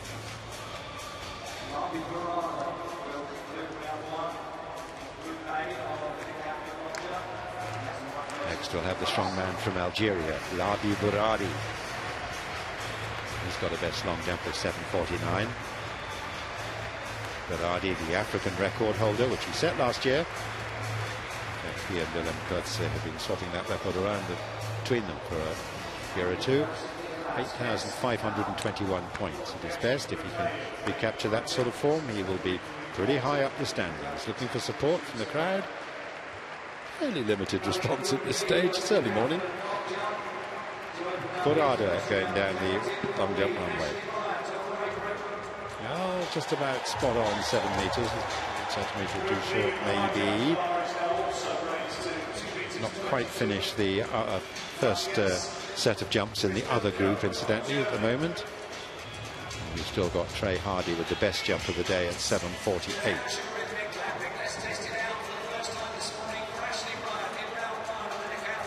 Well, the stadium announcer is actually urging the crowd on to clap the decathletes down the runway as we look again at Burrada.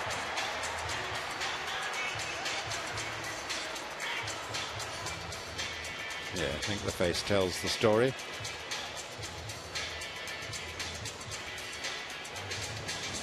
.704 for the Algerian. And is he in some trouble as well?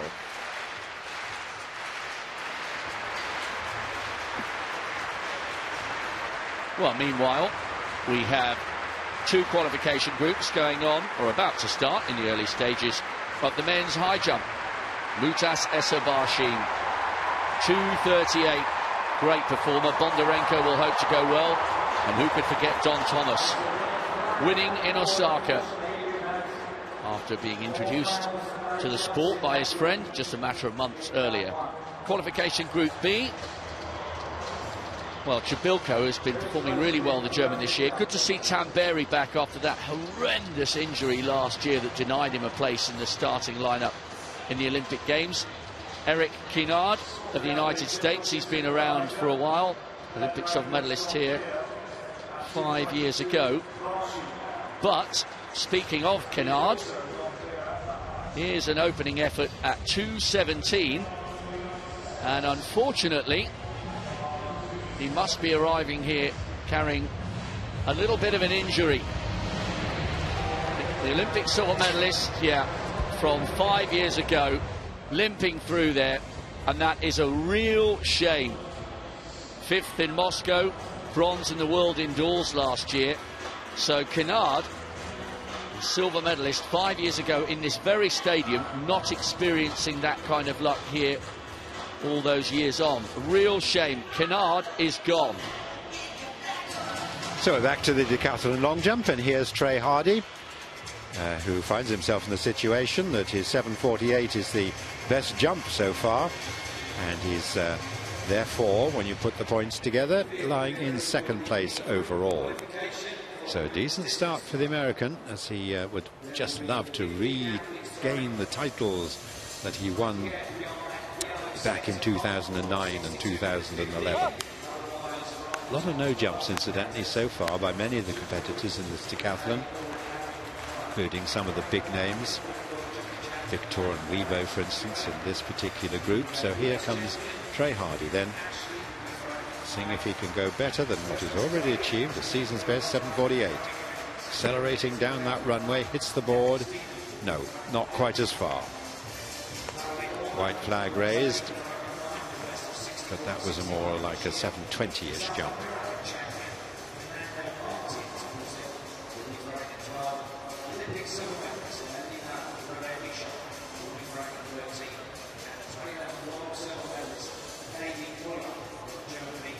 See the indicator board there, which has both the time left to compete and also the wind. This is a little against them at 1.3 meters per second on that jump of 7:29. That's just recorded at 7:29, so back up is 7:48 in Group A. The next to jump in that. Damien Warner just getting ready. He'll be the first jumper in Group B. Warner, can he recapture the sort of form that he's shown in the past when he did 8:04, and he's one of two men, Kasyanov being the other one, who in their careers have exceeded that international standard. Nice round number of 8 meters. Freimut just in the background behind him. He'll be following him with Kevin Mayer in between those two. So three of the big names in the decathlon starting off the second round of Group B. he's looking for support from the crowd. Well, we know we've already seen a lot of Canadians out there. And certainly the crowd is responding to the Canadian, the Olympic medalist.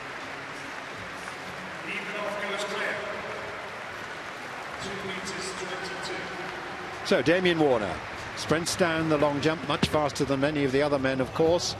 And again, that's a little disappointing. He hasn't started this decathlon with the sort of performances that one would have expected from the Canadian, who's performed with such distinction in recent years in the event. And obviously one of the men hoping to be the successor to the great Ashton Eaton in the event.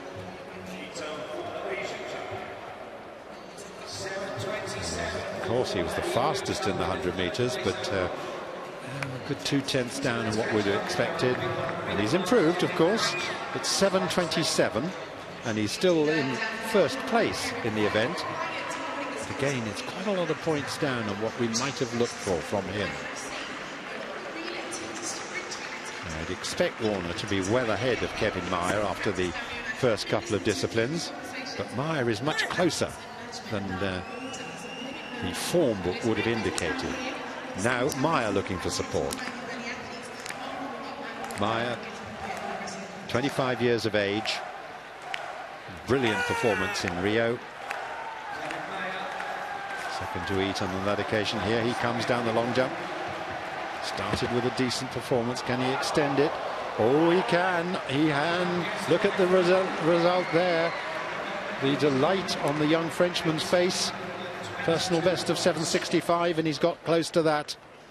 This is a fine performance, and he really has started this decathlon with great fire and delivering the performances. Gets good height on that jump. Out he goes. So let's just see what his distance is. Jolly an improvement on his opening jump. Yep, 7:37, another 4 centimetres. Gradually creeping up in the points tally.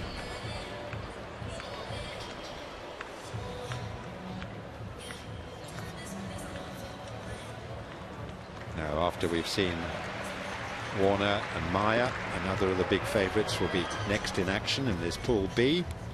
And that's Rico Freimuth of Germany. His father was a top decathlete 25 years or so ago. But Freimuth himself, the bronze medalist from 2 years ago in Beijing, started with 7:11.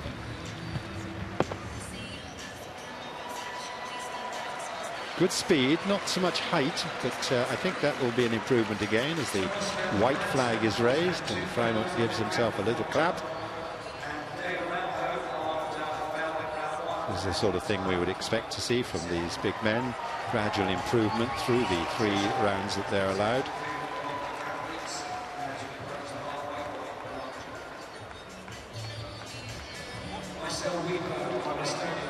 And a much bigger improvement, 7:48, and in fact he's taken over the lead now overall in the standings, ahead of Damien Warner, who's below par so far.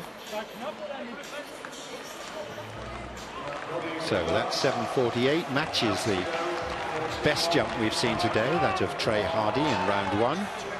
Now Kasyanov, this is the other 7-metre man. Well, that was a little while ago, an indoor jump of 8:04, but he has done 7:63 this season. So let's see what the Ukrainian can do. His main problem these days in the decathlon is he has a dodgy elbow, if I can call it that, and he's quite often restricted in how far he can throw the javelin in the penultimate event of the competition. But the long jump is a good one for the Ukrainian. And a nice mid 7-metre jump, one would have said, except there's the dreaded red flag.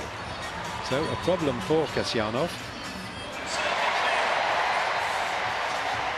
Not too much over, but it doesn't matter how just any little distance makes a difference. So he's got trouble because 2 no jumps, and another one would be an absolute disaster. So he's been told exactly what he's got to do. Well, he's got to execute.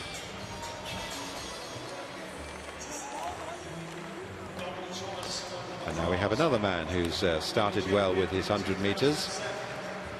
Karl Robert Saliuri of Estonia. Put him up into 3rd place in the standings at the end of the 100 meters.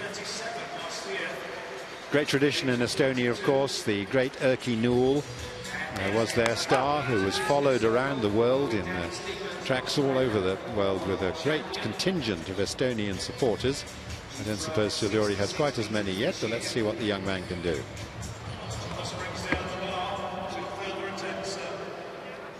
Yeah, that looks good. Yes, white flag, so that's okay, and I think this will be a decent performance. Let's see.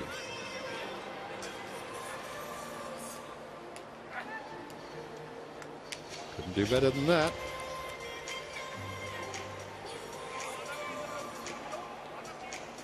Sends those arms through, follows through, and just waiting for the distance.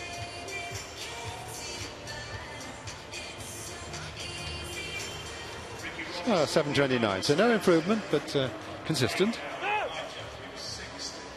And now switching back to the other group, and we can see Kai Kazmarek of Germany lying 7th overall. Started with the season's best, 7:29. Powerful run down that runway. Oh, that's better. Yep, surely that's well over 7:50. So Kazmarek can be pretty happy, I think, with that one. Must be getting on towards his 7:69 personal best.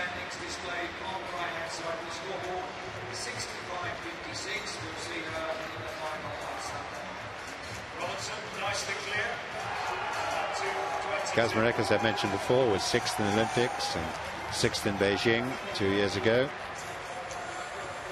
He's also done very well in the IF Combined Events Challenge over the years. Yes, 7:64. That's the best jump we've seen yet then, and it takes him up to 3rd place overall at 1851 points.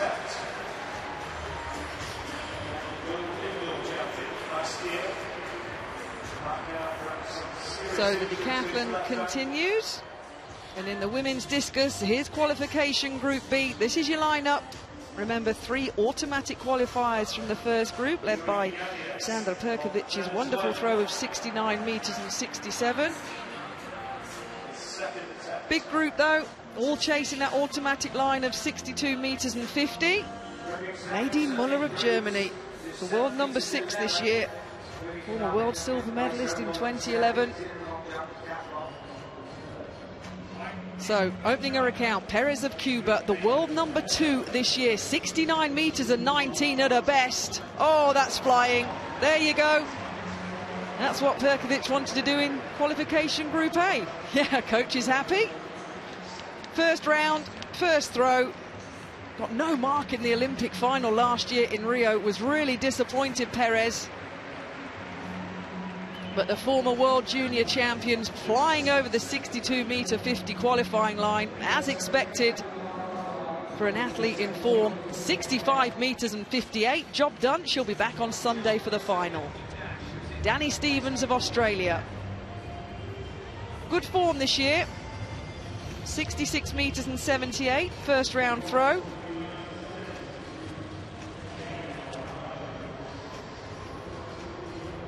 Oh, that's good. Oh, yes, way over the 65-meter line.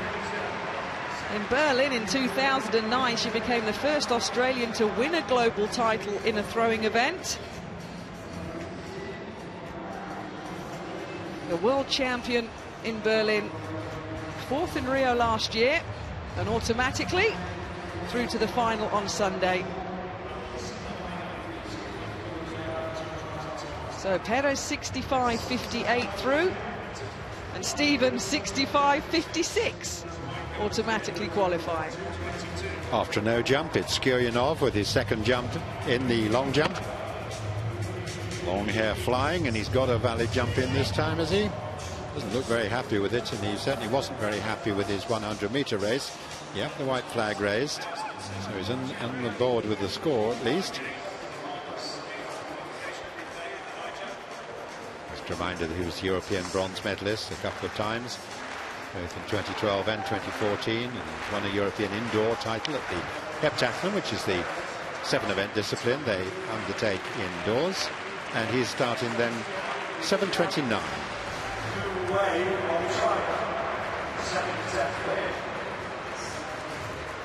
Now then, Kurt Felix, another man who had a no jump to start with. And the Grenadian, again, one of the favoured competitors here. A man who's at Boise State University in the USA, an 8th last time. Strong run down that runway. Oh, that's very good indeed. Kurt Felix, oh dear, I said it's very good. It was a long way, but the red flag, and that means he's got 2 no jumps. And he's in some trouble here. All had fouls in round 1, so slightly living on the edge in the long jump. Now then, Martin Rowe of Norway, as we switch back to Pool A, and they're nearly through 2 rounds in this competition. Just getting a little ahead, in fact, of Group B, which is going at a slightly slower pace. So Rowe started with 7:06, and he's currently in 11th place in the decathlon. He's got his best of 7:50. It's down that runway. You can see the clock just ticking down there. Plenty of time, of course. They're allowed a minute. It's at 46 seconds. Lyndon Victor, the other Grenadian, just behind him.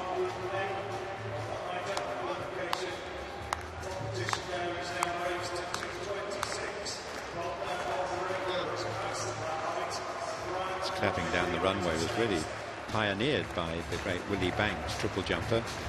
It's about the time of the first World Championships back in 1983. Here comes Martin Rowe then, 2nd jump in the long jump for him. And that's an improvement. That's some way ahead, I would say, of his opener.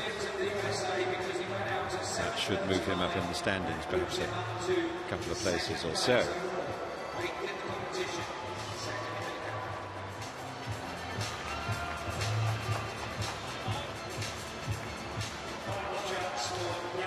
Advantage of modern technology and showing just the gap that they are behind the board, and he was close, and he's happy. Oh, 7:60 personal best. No wonder he's 7:50 rather personal best. No wonder he's happy. That, say, personal best, it actually equals his PB. Now Devon Williams, another man who started with a no jump. Devon Williams, who's the brother of the US heptathlete Kendall Williams. And that's better. Both the Williamses are NCAA champions. Devon at the University of Wisconsin. Oh, that's good. You'll be happy with that, no question. But it was living a bit dangerously after starting with a no jump.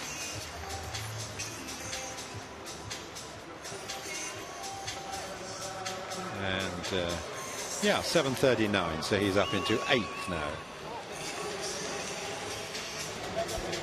Back in the discus, Robert Michon of France. Olympic silver medal last year in a 5th Olympic Games. Well, over the automatic qualifying of 62 meters and 50. Joins Perez and Stevens in this group. 4th in London here, just missing a medal 5 years ago at those Olympic Games. So 6 athletes now with the 2 pools combined over the automatic qualifying distance. And as expected, Melina Robert-Michon is one of them. 63.97.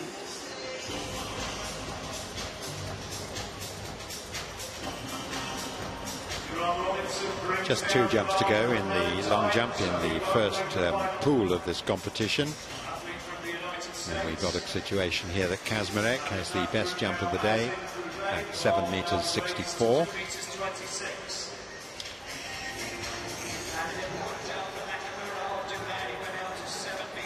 So here indeed is Ozay, the Frenchman. He was well below 7 meters on his opening jump. Almost routine now for the athletes to ask the crowd for their support. I think the crowd are knowledgeable enough that they do it in any case.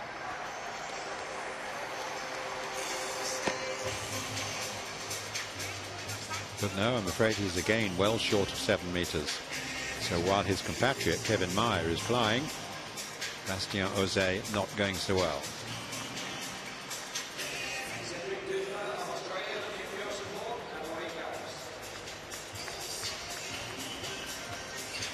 Oh, he really needs to adjust that run up. Can't afford to give away 25 centimetres.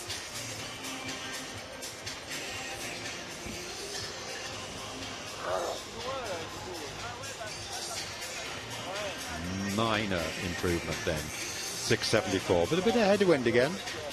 Just reducing the jumps just that little bit. And now it's again Labi Burada, who's just over 7 meters the first round. In Group B, Peter Braun of Netherlands will be followed by two athletes that had fouls in round one. Decathlon of Netherlands and Ashley Bryant of Great Britain.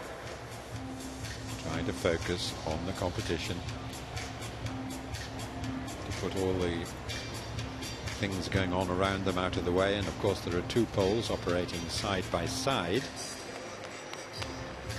Dappled sunshine over on the far side, just about under the roof, which has been extended from the first use in the Olympic Games in 2012. Burada still concentrating, still within that minute. Now he's ready.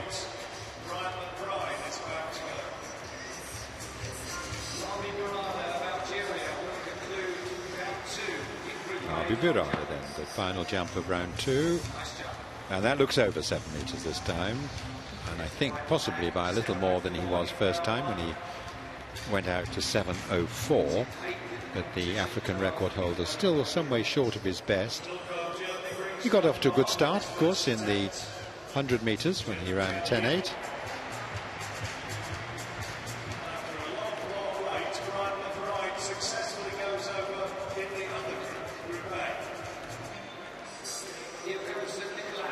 That's the last jump of the Pool A of the long jump. Again, a little bit of a headwind for the jumpers, which just might reduce the distances a little bit. He's just waiting for the distance, and it was indeed a fair improvement, up to 7.22. Meanwhile, in Group B, we've got a number of competitors still to go, 4 in fact, in the second jumps. And here's St Nicholas, who started with a no jump. No problem this time for the Dutchman, I think. Just waiting for him to come out of the pit. Going to come out of the pit behind the landing area. So the white flag was raised. So a relief for Eelco St Nicholas after that no jump to start with. He's got a personal best of 7.65 in the long jump, so around the middle of the pack, and he's got off to a decent start of 7.31, and he's now in 11th place.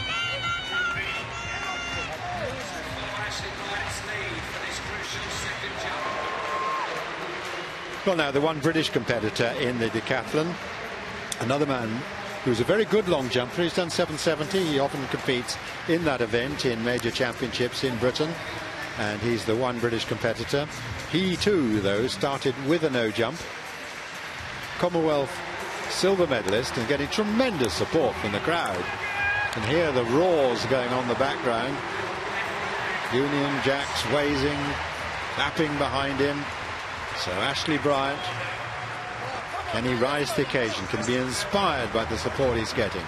Decathletes don't often compete with such a fervid enthusiasm behind them from all round this stadium. Here he goes, Ashley Bryant, the rising crescendo of sound from the crowd. Yeah, job well done. Job well done. A valid jump. So he can really go for it in the final one. But he's played safe.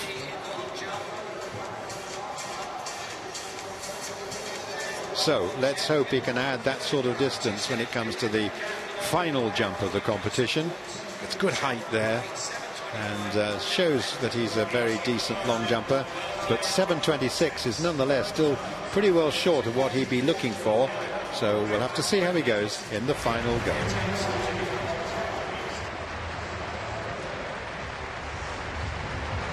Bit of trouble here for Zhang.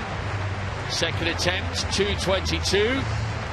Well, that's better. I can confirm, as he conducts the crowd, the Chinese commentators behind us have been going absolutely wild. Zhang, a real character, as you can see. A little bit of a wobble for him. That's better. It's the best celebration we've seen so far in the championship. Well, from one Chinese athlete to another. Chen in the discus qualifying, second round. No throw in the first round. Oh, that's better. Over the automatic qualifying line of 62 meters and 50. 7th in the Olympics last year in Rio. The Asian champion this year. Head down, whips the arm through. Well, she kept herself in the circle, and she surpassed that 62 meters and 50. Yep, 62 meters and 71, automatically through. We're into the third and final series of jumps now in the Decathlon long jump, and this is Trey Hardy with his third round attempt. No improvement again. He's had a couple of jumps in that 7:20 area after getting off to a very satisfactory start with 7 meters 48. That at the time, and indeed for quite a while, was the best jump of the competition, but he hasn't been able to replicate it or indeed go any further, despite hitting the board with nothing virtually to spare. Just going over a little off balance there, and as I said, it's not as far. So that's his 2 rounds completed, and he's up to 1,847 points. Now then, Damien Warner, can he recover some of the ground that he's lost already so far in this decathlon? Because although he won the 100 meters, his 10:50 was some way short. His 7:20 long jump is well down on what he might have liked.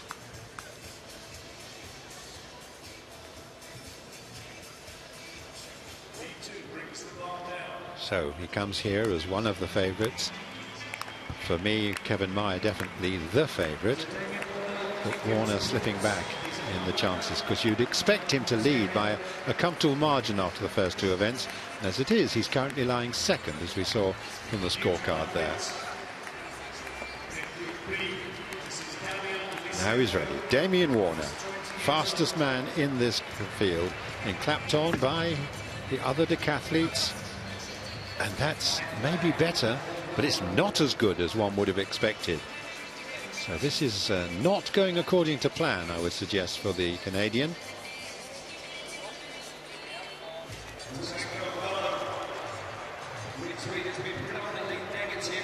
So we'll just see how much he's added here.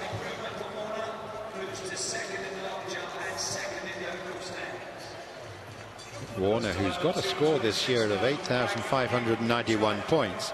Now 744 there.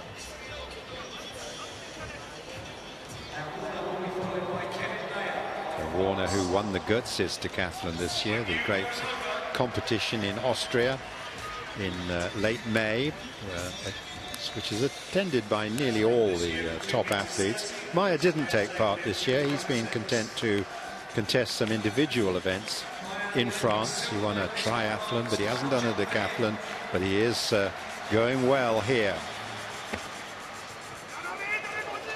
Oh, and yeah, is that okay? Yes, it is. So Mayer displaying great form here.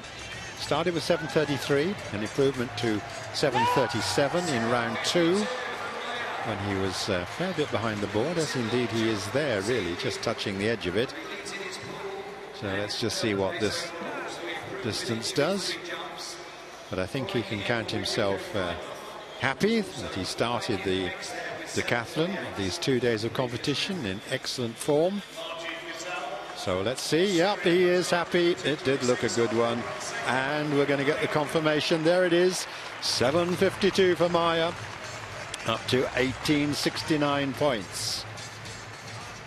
Freimuth comes next onto the runway.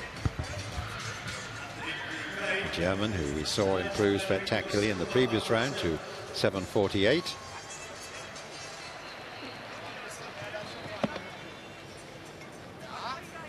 And probably similar anyway, let's say. Let's just wait and see what the distance comes out at. His father, Jorg, top competitor in Olympic Games back in Seoul in 1988. Rico yet to beat his father's total. Silver failed for 2:26.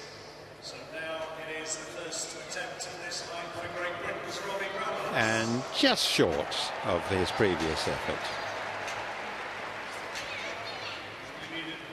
And then we're seeing a lot of the top competitors in the start of competition here in Pool B, because it's Alexei Kasyanov. Now, he's got a problem. He's had 2 no jumps. So he needs to use all his experience. He's got plenty of that, just to go for it this time. 2X is just what you do not want to see.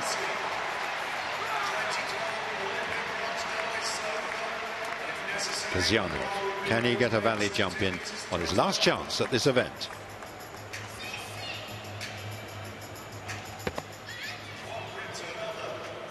Well, he looks back sort of anxiously. It's okay. Yep, he's done it. Not a very good jump by his standards, of course, for an 8-meter man. But nonetheless, he's got a score, and that's vitally important if he's going to end up in a decent position in the event.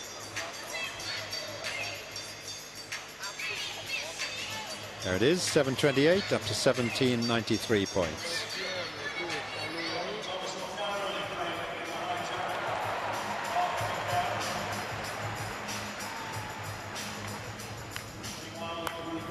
Siliori follows him, and again we're looking at the leading competitors in Group B. There's no significance in A and B in terms of relative standards, they're just simply split and draw. Siliori, the young Estonian.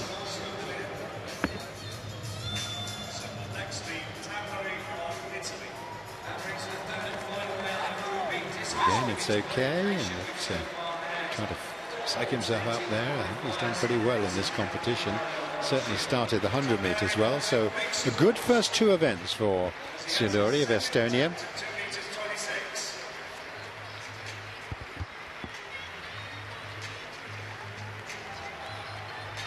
These decathletes will be expected to come back in about an hour's time for the shot, which will be the 3rd competition of this first session on day 8 here. And he's improved to 7:49, flying 3rd at 18:95. Well, Jerron Robinson is in all sorts of trouble here. 3rd attempt at 2:22. Oh my goodness me. Well, the Americans have lost Eric Kennard, the Olympic silver medalist, having to retire. And the 2nd American in this group, Robinson, is out.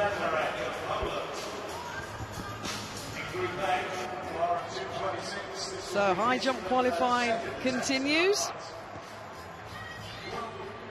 as does the women's discus and the decathlon long jump as well, in the sunshine down the back straight, Peter.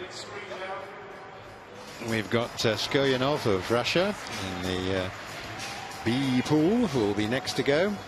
Another of the big names of this event, a man with a best of 78, the Russian who's competing as a neutral athlete here. As we just pan across the arena. Nice crowd in for this morning session. Skoyanov with that long hair. He's tucked up at the back there. He hasn't started too well at the moment.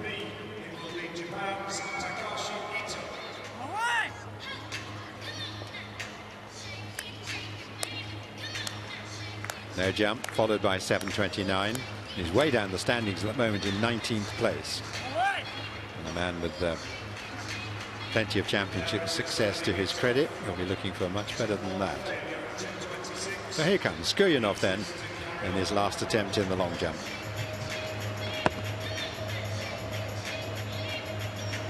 And that's further. Was it a legal jump? Yes, it was. Yes, it was. So he has indeed added some points to his tally to move up the standings. Let's just see what the distance is. So experienced a competitor, of course. He has a best of 7.78 in the long jump. Most of the athletes a fair bit down on their bests. It's still probably coolish over there in the lee of the big stand over there, but he has done a good jump. 7.62. Now then, Cont of Thailand. Don't expect Thai athletes to excel in the decathlon, except this young man is very promising. Ah, it's a decent jump too by Cont. Cont has made big progress this season, and he's the Asian champion this year. He's got an overall score of a national record, 7.732 points. And the long jump, obviously one of his best events. In fact, his personal best is 7.79. And he had a wonderful championships in the Asian event there, because he set personal bests all the way through it. So he's a rising man. Asian. Oh, there's an excellent jump again. 7.65. So we are seeing several of the jumpers doing their best right at the last. But Adam Helselet certainly needs to do better than he has so far with those two modest jumps in the 7-meter territory.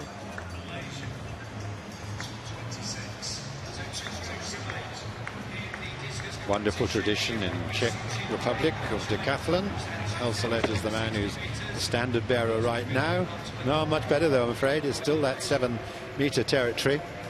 Of course, when one thinks of the Czech Republic, you think of the likes of Dvořák, who won this title 3 times.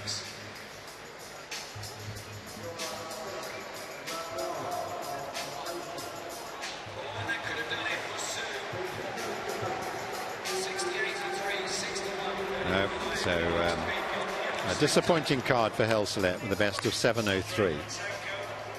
Now we're coming to the end of the jumpers in Group A, and this is the Serbian record holder Mihal Dudas, already with a 7.41 jump to his credit today. And I doubt if that's any better. Similar, just consistent jumping by the Serb.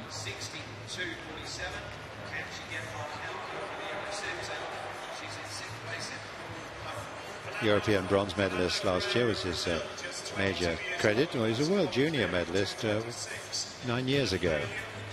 So he's been there or thereabouts, just making steady progress over the years.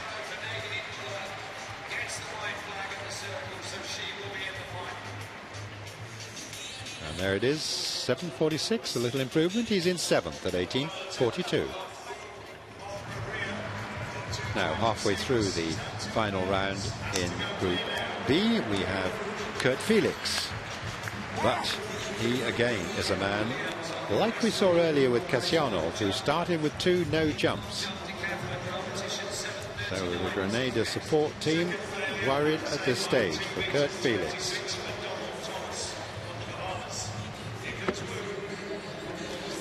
Oh, I wonder.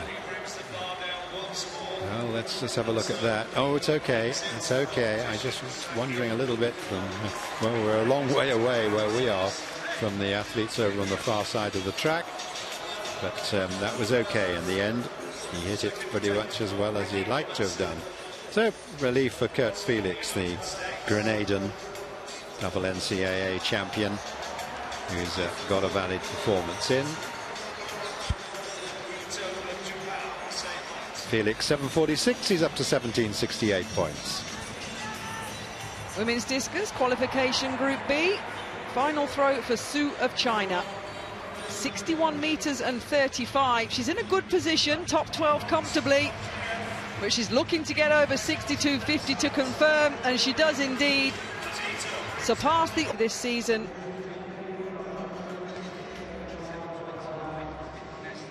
And that's what it means. She'll be back for the final on Sunday.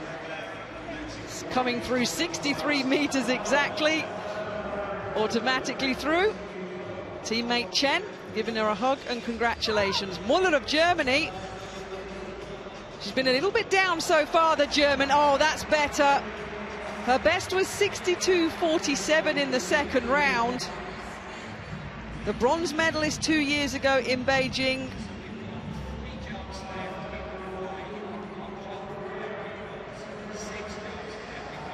Silver medalist from 2011 and the world number 6. Automatically through as well, 63.35. Devon Williams on the runway. Flying 12, 7:39 in the second round for the American.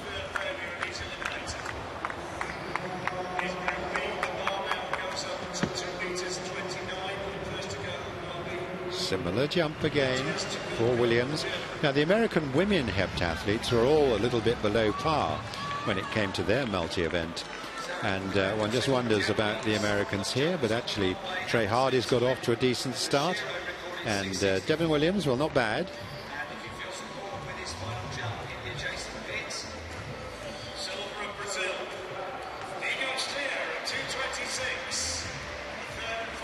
I'm just waiting to see whether this will be any better than his 7:39 earlier. Yep, 7:44. So he moves up a place to 17.96. Well, here is Guwei Zhang. We saw him ignite the crowd, needing 2 attempts at 2:22. This is last chance saloon for the silver medalist from Beijing 2 years ago. And he's gone. Well, something was clearly not clicking for him today. He is a huge personality, as he saw by his reaction when he went clear at 2:22. But it was not to be a repeat of his glorious silver medal 2 years ago in Beijing. He can be a little bit inconsistent. Didn't qualify for Rio last year, having got on the global podium in China the year before. Has gone over 2:31 this season, so he'll be bitterly disappointed with that. He took off way before the bar, Rob, didn't he? The high point was just in completely the wrong place, but his colourful socks reflect his personality. That's a loss entertainment-wise, as well as obviously athlete-wise in the men's high jump. So here's a summary then of the qualification group. A and B combined. Sandra Perkovic of Croatia leading the way with that huge throw of 69 metres and 67. 9 athletes in total went over the 62-metre and 50 line. They'll come back for the final on Sunday. Only 2 World Championship finals have ever had throws over 70 metres. Might not be needed, but the form that Sandra Perkovic is in, it might just be a big throw on Sunday that gets her the world title. So good conditions for the female discus throwers this morning. Qualification done and dusted. They'll rest up and come back for the final day of action on Sunday. Now this is the last jump of Pool A of the long jump. And once again we look at the Algerian Burada. Certainly takes his time preparing, making sure he's absolutely focused on what he has to do. Powerful man. Can he get further beyond 7 metres? Well, maybe a little, but not much is the answer there.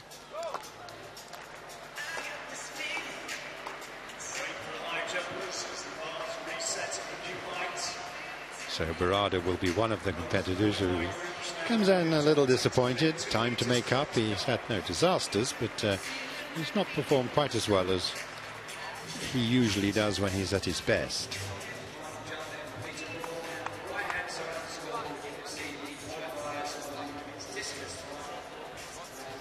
And I have been worried about whether he has some sort of injury problem. You can see by the anguish there as his distance comes up. It's just short of his 7:22 in round 2. Don Thomas, champion in Osaka, remember, after discovering his form, having been a basketball player. Oh dear, well, Zhang went out in Group B and Thomas exits at 2:26. That is a sad end to the competition for the man from the Bahamas. He's out. Now we have just 3 jumps to go in the long jump, and they're all in Group B. And first of all, it's the British athlete Ashley Bryant, who on his previous attempt had terrific support from the crowd, who've just thinned out a little bit. Maybe 1 or 2 are thinking about lunch. But Ashley Bryant will be thinking about whether he can get a lot more points in the bag in the long jump, because he is a 770 jumper, and 726, he was a very conservative jump in the previous round when he took off way below before the board, so he can really go for it this time, because he's down in 21st place at the moment, and a decent jump here could move him up several positions from that. The clapping starts. The crowd are with him. Ashley Bryant on the runway, the Commonwealth silver medalist, competing for England, now competing in the British colours.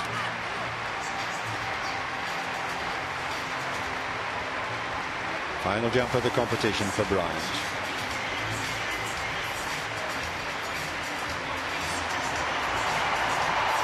Again, that roar increases in volume as he goes down there, and it's better. Yeah, just what he wanted. Crowd roar with the white flag being raised. Bryant can clap, and yeah, he's done well here. It was better. He was still playing a little safe there. So although not as far as he could go at his very best, nonetheless, this is easily his best jump of the competition. And it's 7:44. He's moved up to 16th place at 17:40.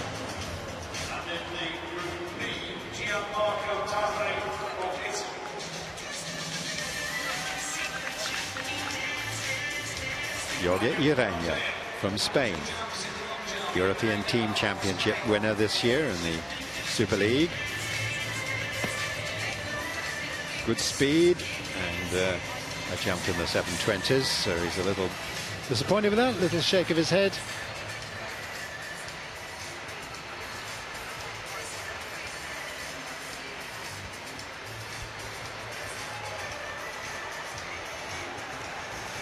So just one jump to go. In fact, after Iraña, it'll be the American Zach Zemek to complete the long jumping. And the decathletes will have a little break before they come back for the shot. So this is Zemek.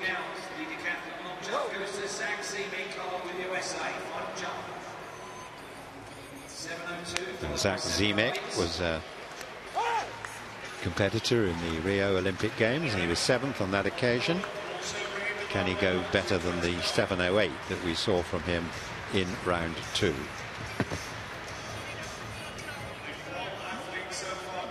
Well, he was a fair bit over the board there, so no is the answer to my question. And that concludes the long jumping.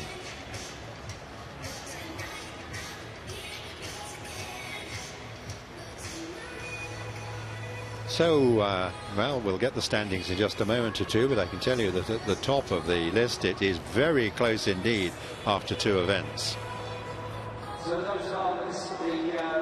Meanwhile, as the long jump comes to a conclusion, we will turn our attention for a few minutes to the high jump. 2:29, and it's a clean card so far for Brian McBride, so he's faring much better than his compatriots in Pool B. Robinson and Kennard have gone. Can McBride make it yet another first-time clearance? Oh yes, he's in cracking form here, and he's pumped up for it as well. National champion. Really good stuff there from McBride. In theory, it's 2:31 for automatic qualifying, or of course, place in the top 12. Ivanyuk, authorised neutral athlete. Yeah, he too, just like McBride, has a clean card so far. Mutaz Barshim, the second best jumper in history with 2:43.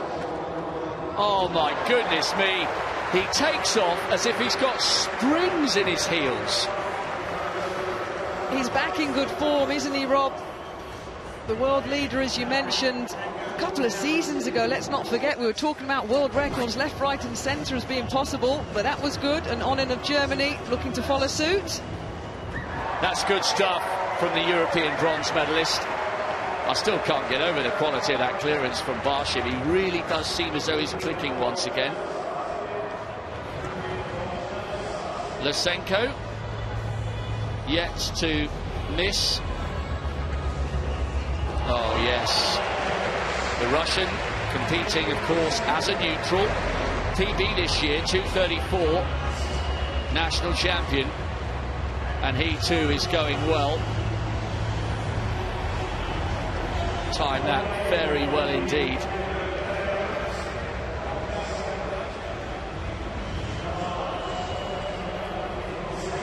So plenty of celebrations going on. Gazel.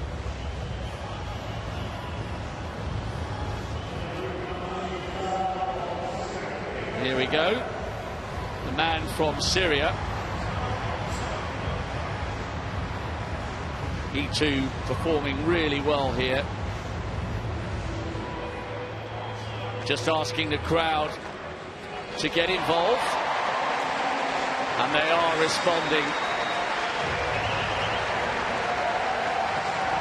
Syrian record holder.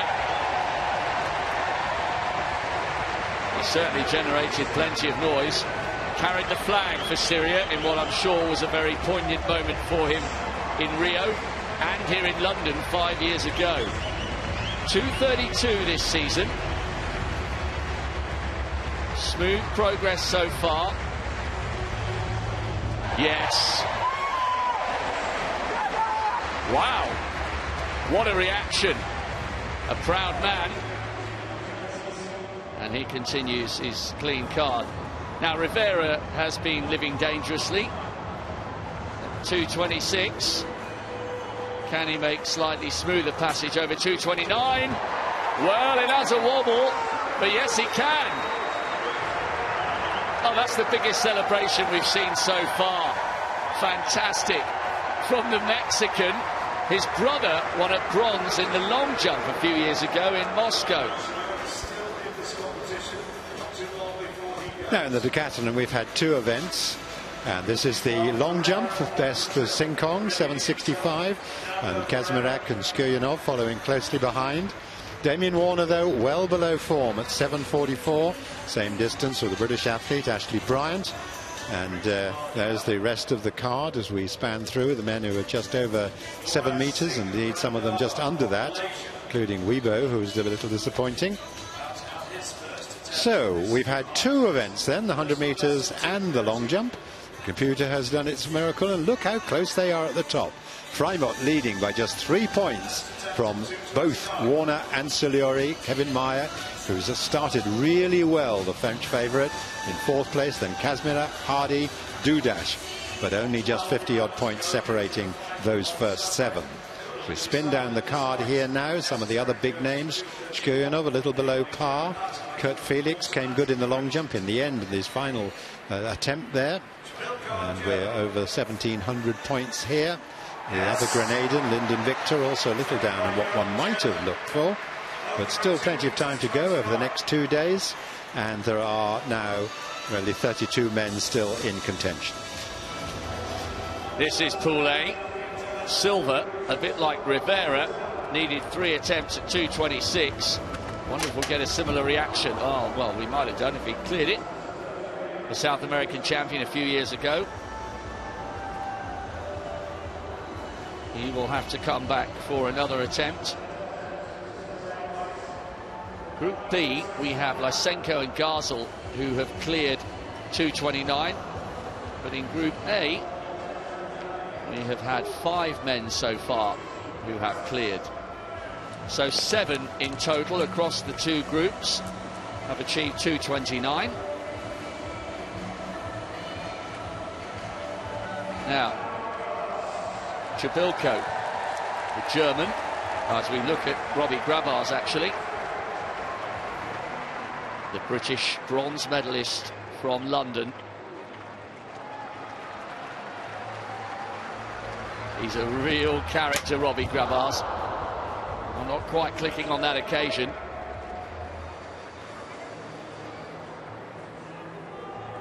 Two good clearances at 22 and 26, but he'll come back for 2 more attempts on 2:29. Taken Robbie a while to get back to the form that took him to the Olympic podium.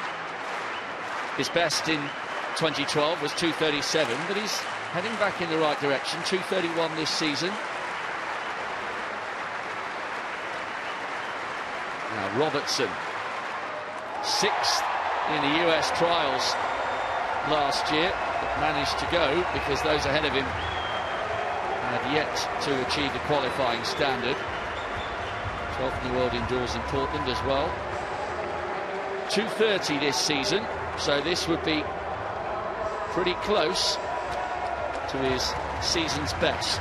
Robertson for 2:29. 5 are already over in this group. No.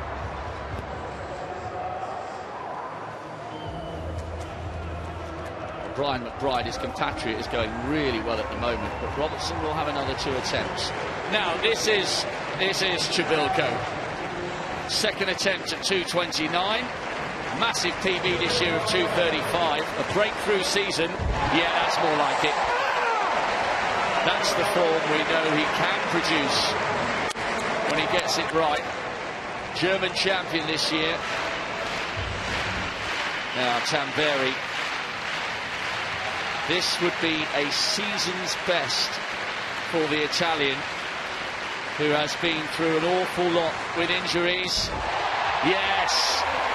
Oh, do you know what? I'm so delighted to see him clear that. This man has been to hell and back. World indoor champion last year. He was on fire heading towards Rio, and then a ligament injury denied him the chance to compete in Rio. This is Bondarenko. Yes. Champion in Moscow. Joint silver in Beijing. 2:42 at his best. He's the 4th best jumper in history. 2nd attempt. Clearance there for Bondarenko. But honestly, I'm so pleased for Tamberi. The injury to his ankle in Monaco just before Rio last year was agony to watch. And you could hear him on the pit shouting no, no, no, as he knew his chance of competing at Rio was gone. So, Prosenko, world indoor bronze medalist back in 2014. Can he make it over 2:29? Yes, he can. He also is a 2:40 jumper at his very best. That was back a couple of years ago. So that's 10 men now over 2:29, and it's the top 12. So maybe these men will not be forced to jump again for 2:31. Yeah, so I wonder if that's a little clue there that Tamberi will indeed shave half of his beard off. That's how we're used to seeing him. As you can tell, he's a bit of a character. Ferreira, 2nd attempt here. Former South American champion. Just stuttered a little bit on the in-run there. So he'll have one more chance. Ivanov. 2nd attempt at 2:29. He is an Olympic finalist, just missed the medals in the Europeans last year as well, the Bulgarian. Yes. Much better there. Also just off the podium at the European indoors this year. Now Michael Mason. Last chance for the Commonwealth bronze medalist. 2:29. No. Bitterly disappointing for the Canadian. Pan American silver medalist on home territory in Toronto.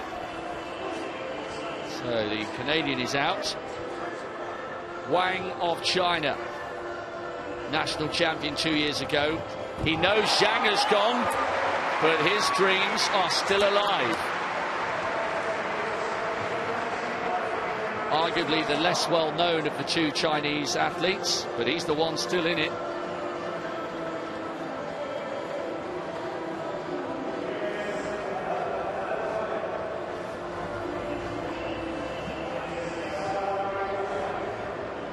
13 over 2:29 now.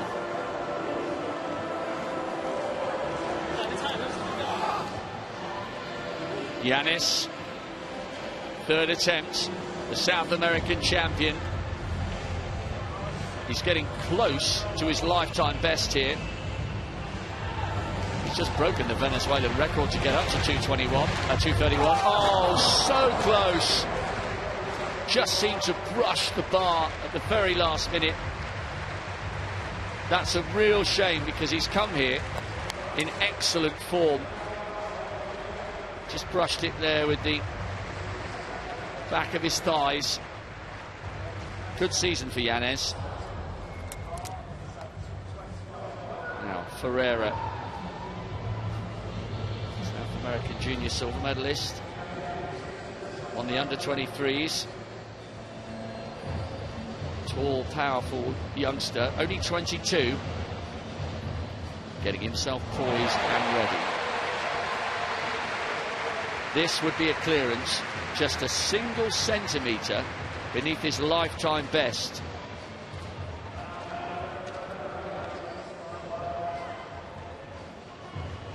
Getting himself ready mentally, pumping himself up. Now he wants the help of the crowd. I'm sure they will respond. Ferreira, for what would be a massive clearance for him. He's only 22. Come on. Oh, yes! Great stuff there. A big moment for the Brazilian, and he's cleared it. Great composure. His compatriot Silva. Wow. What one can do in B, the other can match in A. Both Brazilians in a matter of what? 25 seconds or so, clearing 2:29. He needed 3 attempts to get over 2:26. And he too is now only a centimetre beneath his lifetime best. That's why he's fired up.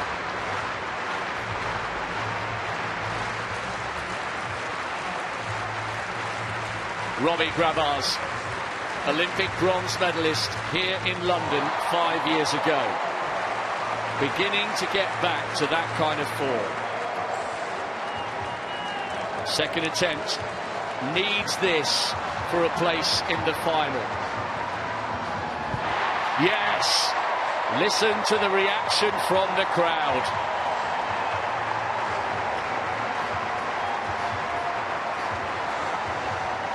Pressure moments there for Grabars in front of his home crowd, and he delivered.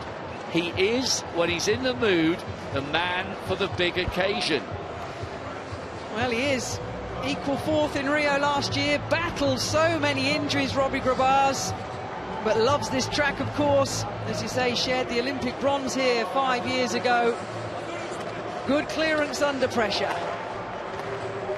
Bednarek, bronze medalist back in Berlin. Won in Ostrava earlier this year.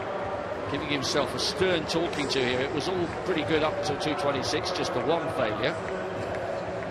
Needs this. A world junior silver medalist as well. Oh, just wobbled off there. Looks a bit emotional, actually, Bednarek.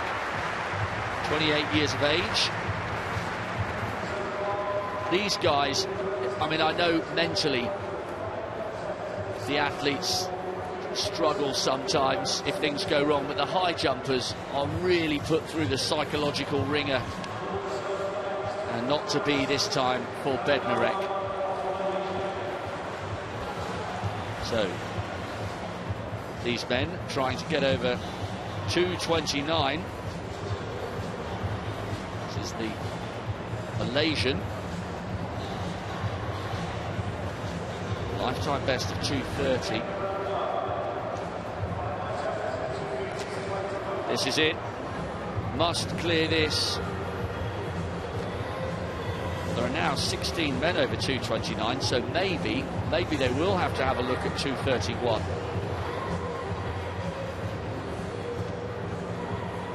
Can the Malaysian be the 17th clear at 2:29? No, not close, I'm afraid. Well, he salutes the crowd. A decent effort, getting over 2:26 at the second time of asking. And one by one, they are beginning to fall by the wayside.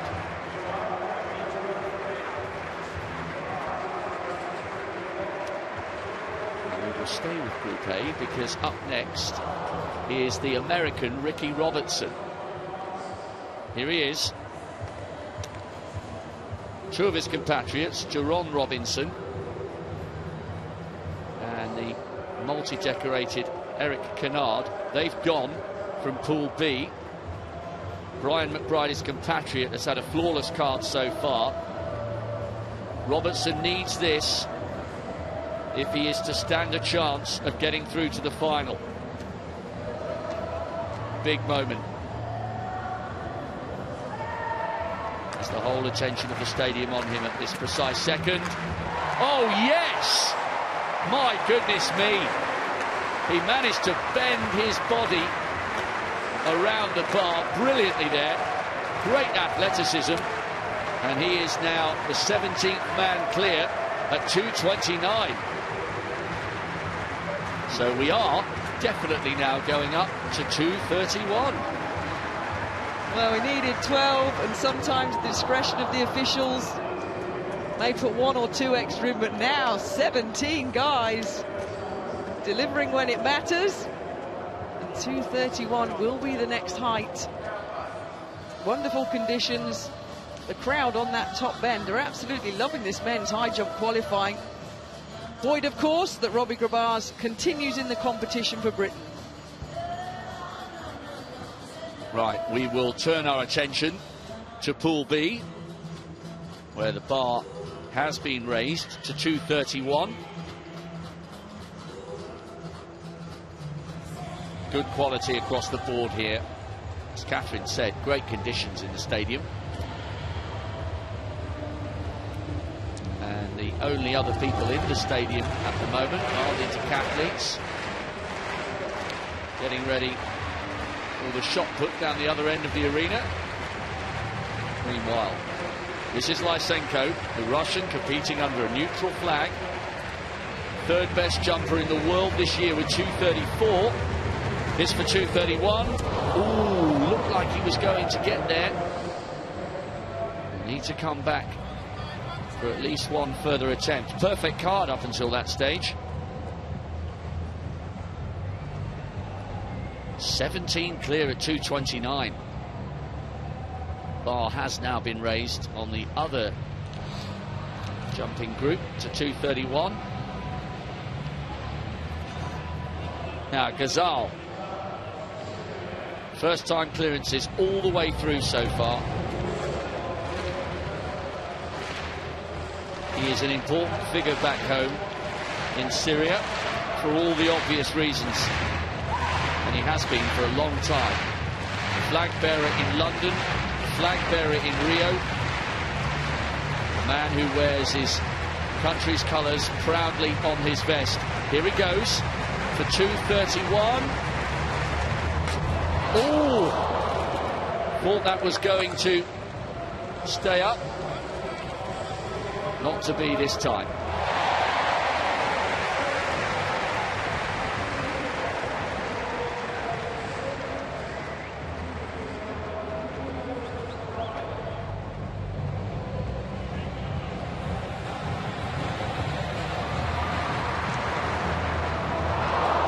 Bondarenko, first attempt at 2:31. Yes, the world champion from Moscow and the silver medalist from Beijing, now just 1 centimetre shy of his season's best.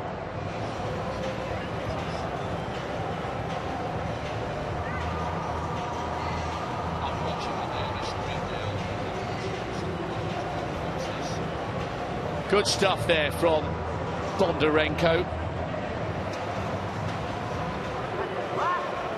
2:42 back in 2014.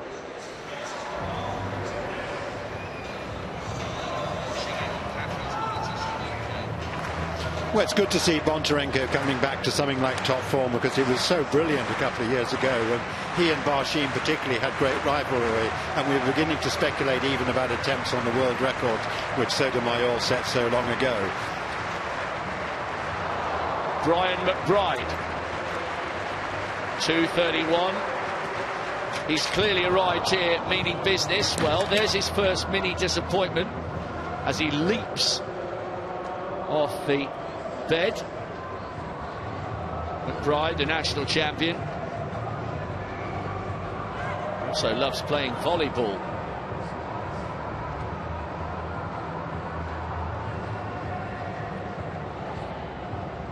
So 17 men still at the moment in the hunt for a place in the final, which will be at the start of our last session of athletics, I think around about 7 o'clock on Sunday night.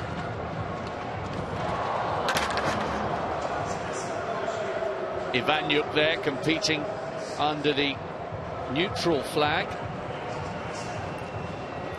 A disappointment for him, but it's good to see high jumpers actually taking part in such good conditions here today. Just about perfect for that. And now really he is the man, the favourite. I love watching this bloke. When he gets it right and he's in the groove, he just seems to fly. Oh my goodness me. He's clearing these heights for fun. He really has arrived here in tip-top form. 2:38 in Oslo back in mid-June. He's flying. Well, he certainly showed there just why one would regard him as the favourite. Almost seen a little stutter in his approach, but no problem at all. He cleared it by a good margin there. There's plenty to come. And let's hope when it comes to final we get him attempting such heights as 240-ish. Onen, European bronze medalist last year. This would be a season's best for the German.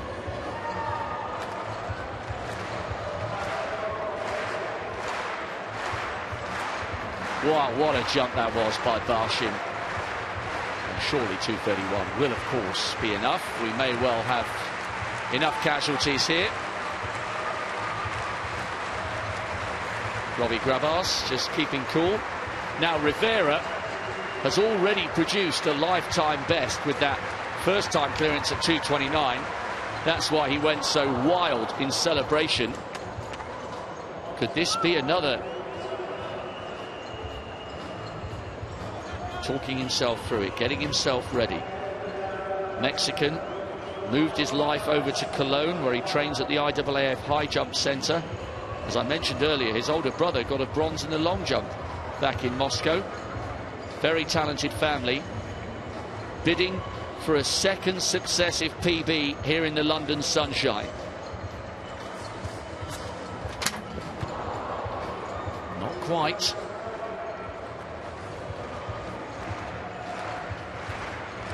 So that's Pool A. This is Matthias Chabilko. Second attempt at 2:31. It has been a breakthrough season for the 25-year-old. Yes, that is great. We will see him in the final, and he is the second biggest jumper in the world this year behind Barshim. Big clench of the fist. He's in the final. Timohir Ivanov made the Olympic final last year. This would be a lifetime best. No. So at the moment, just to bring you up to speed, we've had Bondarenko and Barshim, two of the big hitters from A, clearing. We've seen Chabilko getting over, and this is Ghazal, the very proud Syrian, 30 years of age now, been around a long time. This would mean a lot to him. Close to a season's best. No, not to be.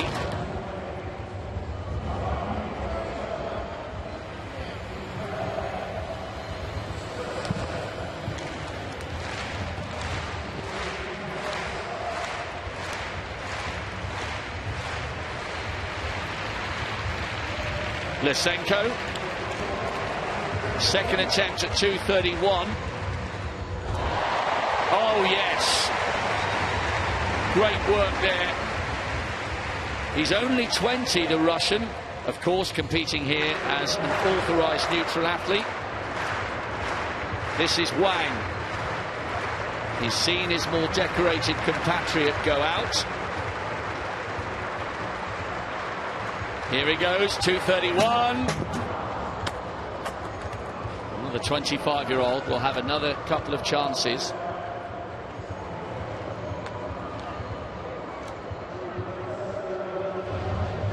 Protsenko, world indoor bronze medalist 3 years ago.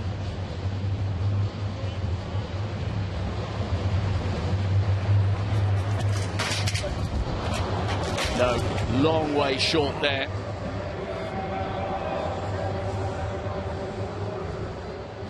So, 4 over 2:31.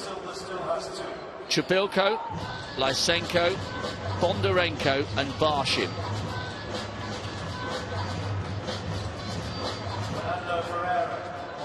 Robbie Grabars preparing to tackle 2:31. Generated a massive reaction from the crowd when he cleared 2:29.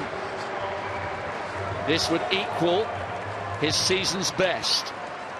Can he be inspired by the stadium in which he produced arguably his finest moment, the Olympic bronze? This would generate a big reaction from the crowd and him. Ooh. 2 attempts left for Robbie. Remember, only 4 over 2:31 at the moment.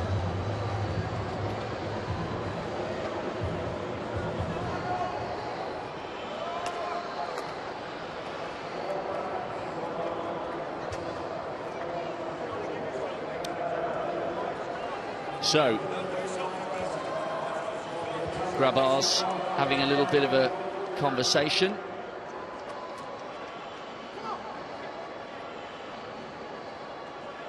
Ricky Robertson.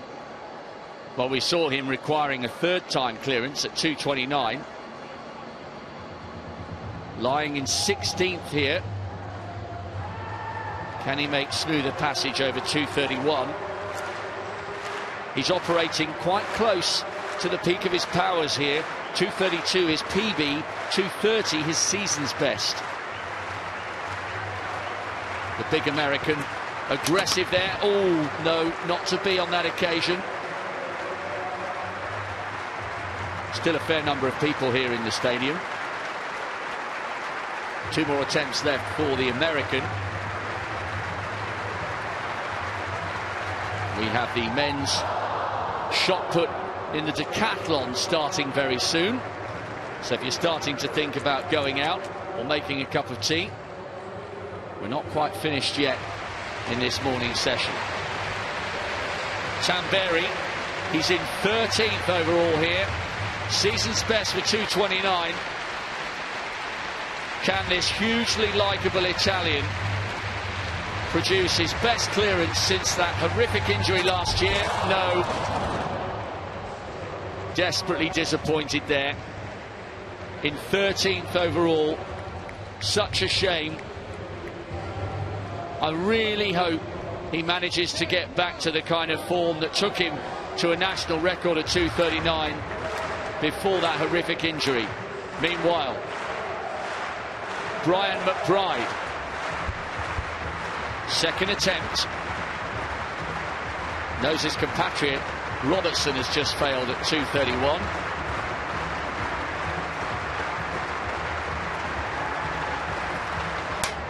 No, not to be. McBride should still be okay because of all those first-time clearances.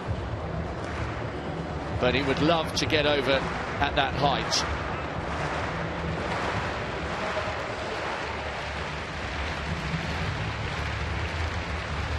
Ghazal of Syria. He should be okay even if he misses this, but it'd be nice to get there for sure. No. Very consistent series so far, though. Hopefully, he will be okay. Ivanyuk, second attempt.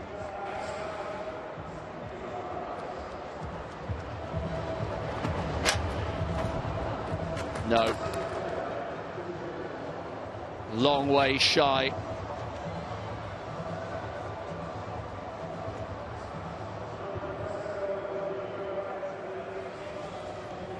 So this is Prutsenko, and a bit like Tamberi, he really needs this clearance. World indoor bronze medalist 3 years ago. He has jumped 240 at his absolute best. 231, or it's no place in the final. No, nowhere near. You can see the bitter disappointment on his face there. On in. That's the view from his perspective. Living a little dangerously here. No. Many of these men struggling with this height. Chubilko, Lysenko, Bondarenko and Barshim, the only men clear at the moment. Ferreira must clear this for a chance of a place in the final. No, not this time. He's only 22. An excellent clearance at 2:29. And he just salutes the crowd, who have really enjoyed the high jump on that far side of the arena. Rivera. Now remember, this would be a second successive lifetime best for the Mexican, who went absolutely wild when he cleared 2:29. Oh! One of the better attempts we've seen of the last 5 or 6.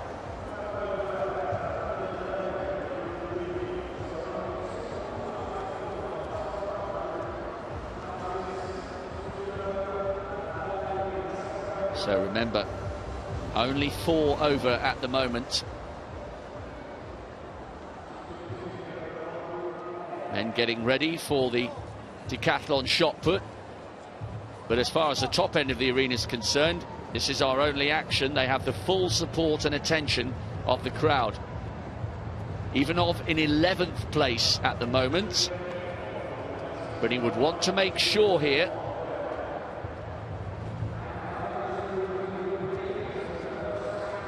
This would be another lifetime best. Yes! Well, what a brilliant season it's turning out to be for the 23-year-old from Bulgaria. He's only the 5th man over at 2:31, and he's joining the big boys. Bondarenko, Barshim, Lysenko, Chubilko, and now the young Bulgarian with a new PB.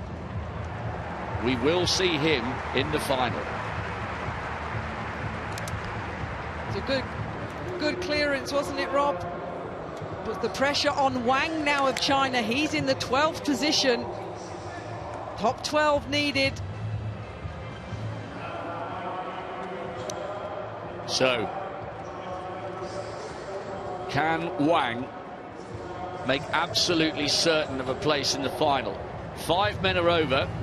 Ivanov just produced a personal best. This would be a season's best for the man from China. No, he is in 12th overall, but there will be some anxious moments for him if he misses with his last attempt.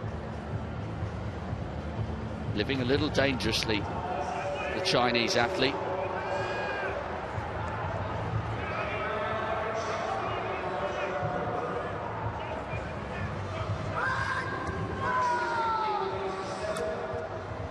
Silva, pumping himself up, the South American champion. Needs this because he's down in 13th overall. No, nowhere near there. Well, he required 3 attempts to get over 2:26, so it's been a tough day for Silva. One last chance for him.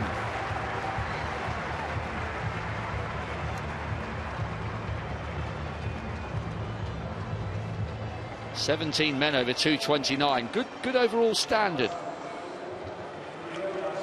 Barshim looks so good. Now Robbie Grabars. 2:31 to equal his season's best. He's in 11th at the moment. British crowd would love to see him get over here. So it's a tense 20 minutes or so coming up here for the British Olympic bronze medalist. One last chance for 2:31.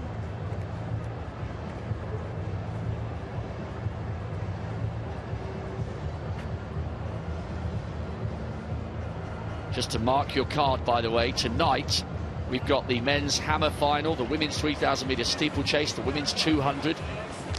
Great drama to come in the stadium as we edge towards the climax of the championship. A couple of days left. Now, Ricky Robertson. His face is a picture of concentration. He needs this for a place in the final. He's down in 16th overall. He had a 3rd time clearance at 2:29. Ryan McBride, his compatriot, has not managed to get over 2:31, but he's cleared everything so far. Oh, that was close.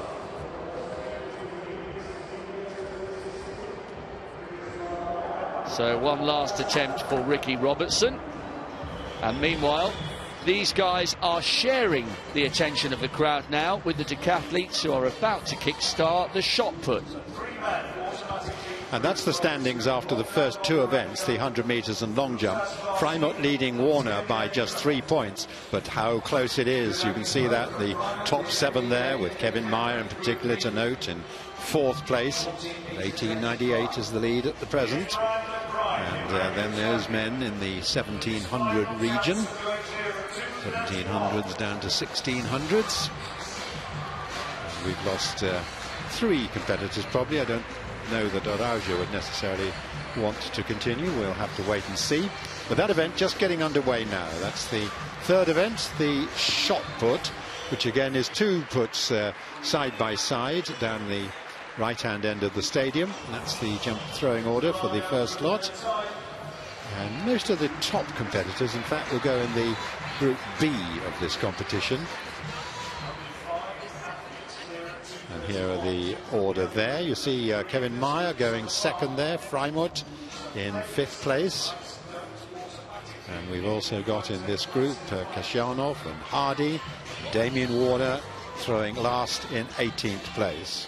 So let's get a start and see how they're going. So this is the 2nd put of the 2nd group. Ashley Bryant opened at 14:09. Now we've got Kevin Meyer. Not far off 16 metres at his best.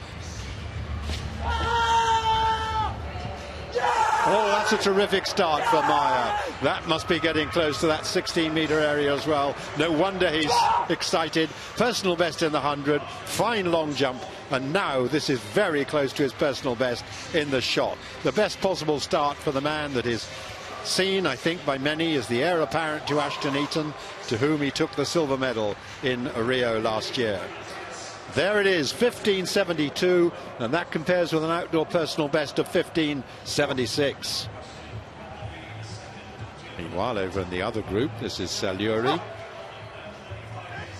He's got a personal best of 14:43, did that indoors, and also 14:41 this year.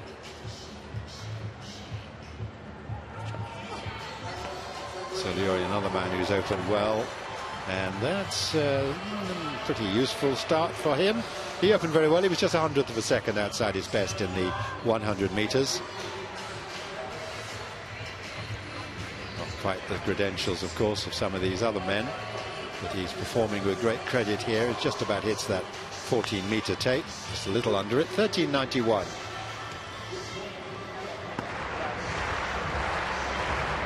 Brian McBride should comfortably qualify, but it would be great for him to finish his qualification with a clearance. Not to be. Disappointed, but he's acknowledging the crowd, and he will be okay to go through in 6th place overall. Evanyuk cleared to represent his coach and his club as a neutral just in July. No, nowhere near. Well, that would have been a lifetime best for the authorised neutral athlete, but a really good card so far, and he too should return for the final. Onion, last chance. He's in 9th overall, that's why he's smiling. 5 left to jump, with one last chance to clear 2:31. Now what about the fiery Mexican, Rivera? He's in 9th overall at the moment, but remember there's the added incentive here that this would be a second PB. PB clearance at 2:29. No, not to be. But he's enjoying his time here in London. A little sigh of relief. Rivera still in 9th. 4 jumps to go. Wang, he really is living dangerously. Down in 12th. No. So we have Silva, Grabars and Ricky Robertson still left to jump to complete what's been quite an intriguing and high quality high jump heat. Silva of Brazil, 25 years of age, needs this. It would be a lifetime best. Oh, what a shame. Finishes with a little bit of Brazilian flair for the crowd. Down in 13th overall. So Robbie Grabars, who is the penultimate jumper to go, getting himself ready. Only Grabars and Ricky Robertson, the American, left. Grabars is in 11th at the moment. Silva finished with a failure at 2:31. So Grabars looking okay at the moment, but this emphatic clearance would equal his season's best. This will give him a good platform for the final. Yes! Listen to the reaction. Great clearance there from Robbie Grabars. He equals his season's best, and once again he is delivering in this stadium that brought him so much joy back in 2012. Moves up to 6th, and more important than that, because he probably would have qualified anyway even if he'd missed it, it's the right way for him to go into the final psychologically. The Olympic bronze medalist equaling his season's best with his 3rd attempt.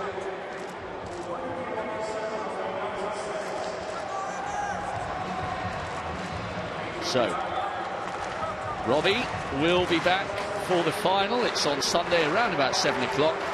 The very last jump, he's orchestrating the crowd. He would love to join Brian McBride, his compatriot, in the final. Needs this to do so. Can he replicate what Robbie Grabars has just done for Great Britain? 3rd and final chance for the American. Oh my gosh! I thought he'd done it, and so did he and the crowd. That's probably the closest effort we've seen from someone almost getting over 2:31. That is such a shame. For a split second, we all thought he'd got it. But as a result of that near miss, Wang holds on to his place in the final. Ah, the agony and the margins in high jump are so narrow. What a shame.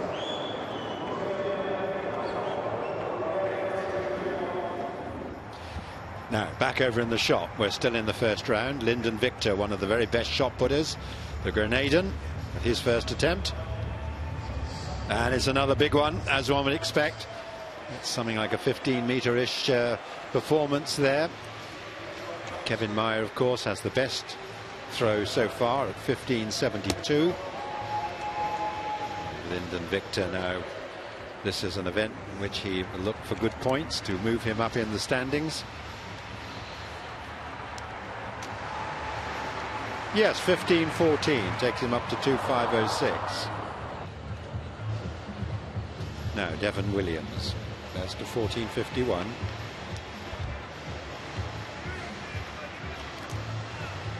Collegiate champion indoors from the US. Disappointing. His arm didn't get the trajectory right for that put, and that's way below what one would expect from him. So a disappointing start.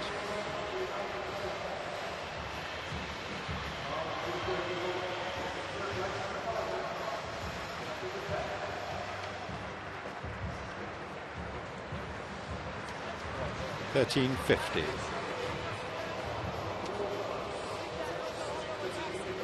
Now we go back to Pool B for the event leader after the first two events, Rico Frymouth.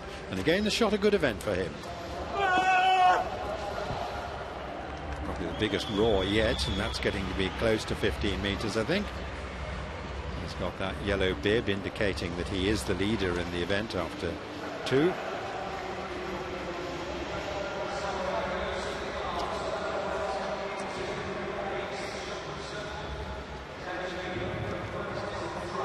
Frymouth has a personal best of 15.62, and he's been over 15 meters this year, so not far short of that there with his start at 14.85.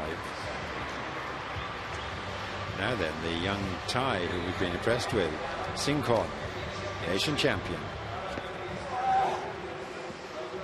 A bit rudimentary there in the shot. That's an event in which he's obviously got some learning to do. Massive training load, of course, for these athletes, having to practice so many of the different disciplines, different skills.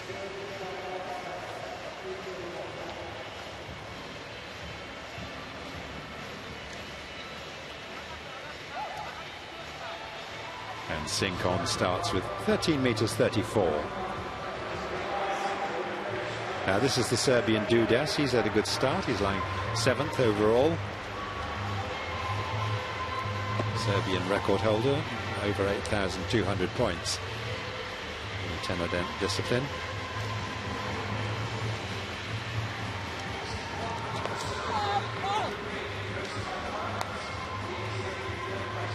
Not like that, I don't think, very much, but nonetheless, the important thing is to get a valid performance in first.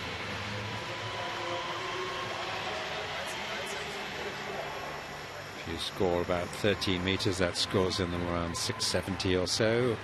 And let's see how he goes. Well, 12.68.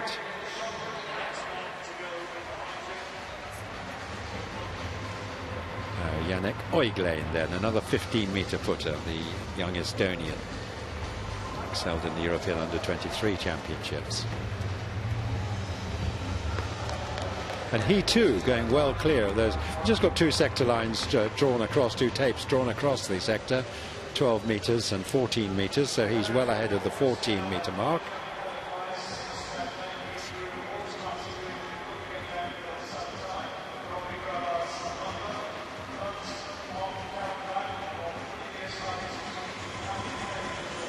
So Oiglain 14.83.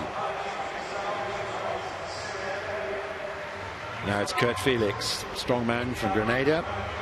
He's got a best of well over 15 meters. Well, he's not quite as far as 15, but not far short. So a good start for Kurt Felix. Both he and Lyndon Victor, the two Grenadans, both 15-meter putters in the shot, benefiting from the American collegiate training.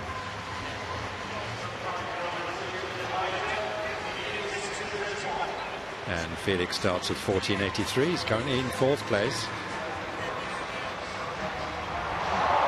And Trey Hardy now, wearing a cap. Now seeing a series of puts around the same area, getting close to 15. Hardy again. He's gone near 16. His indoor best of 15.96. Of course, the most experienced competitor in this field.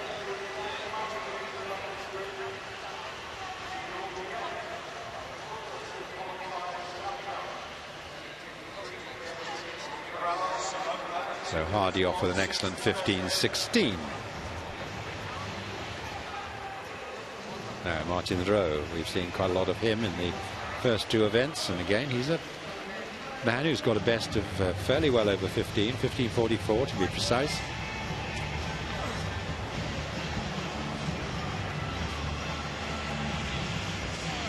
He too getting in the high 14s.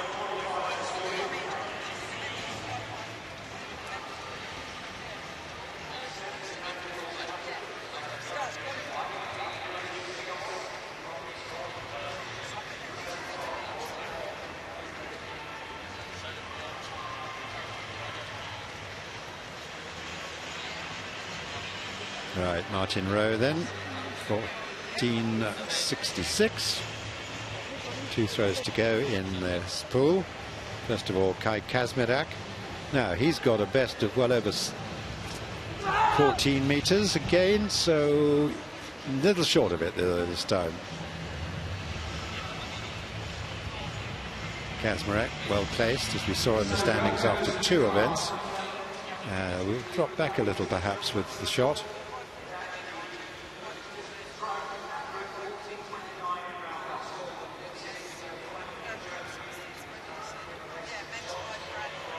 Kazmierak getting 13.16. He has indeed dropped a place or 2 because he's currently in 7th place. 2 rounds to go, of course, in this. This is the final put of the first series of throws. Damien Warner of Canada, Olympic silver medalist. Bronze medalist. Warner goes high, but well short. It's to say it's confirming a disappointing start to this competition for Damien Warner. This is a man with a best well over 14 meters, and this is a long way short. So I think we can already remove Warner from the list of favourites for a medal for this event, unfortunately. Let's see if he can prove me wrong. Yeah, 13.13.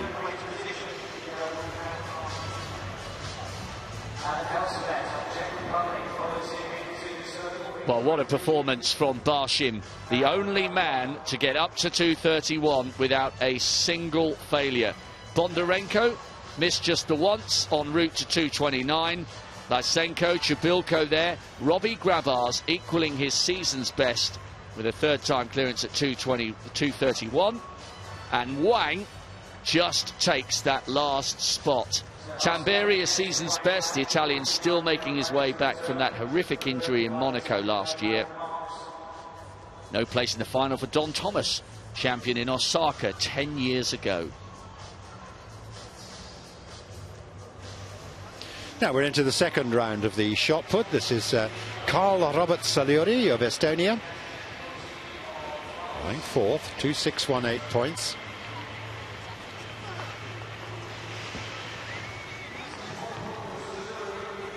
Fairly modest throw again by the Estonian.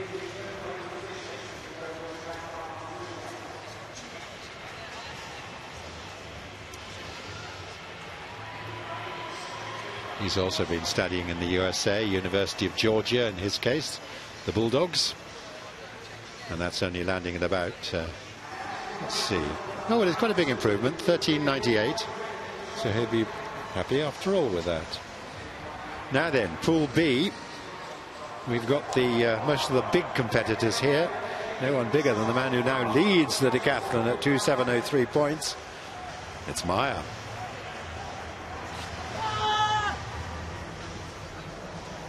There you go, another big one. He's pretty happy, I think.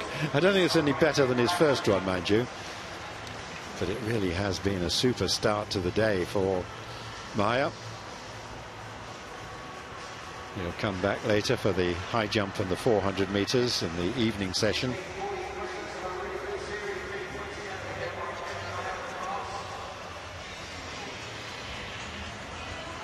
.15.43 this time for Meyer. I think he was well pleased what he's already got there, but of course a few extra points doesn't do any harm. And here's Lyndon Victor.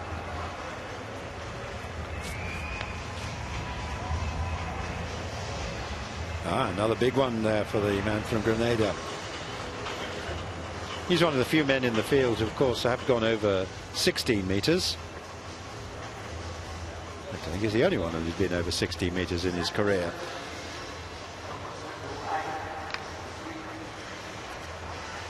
Good long stride across the circle, using the linear technique. And Victor has improved to 15.86. He's 9th overall now. Michal Dudas then. He's slipping back down the standings from 7th down to 14th so far. But no doubt he's fully capable of extending that shot distance. See how he gets on. Second throw.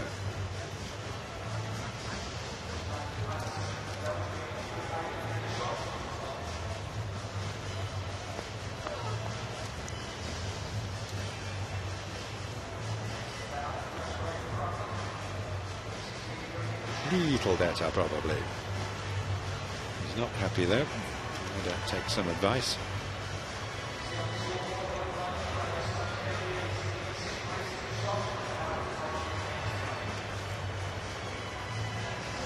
There we are, 13.95. Restores his position just a little up to 12th.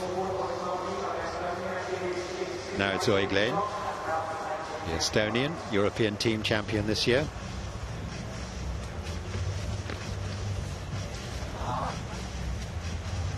Explaining about the European Team Championships, there is of course one for the full range of track and field events. There's also a separate competition for multi-eventers,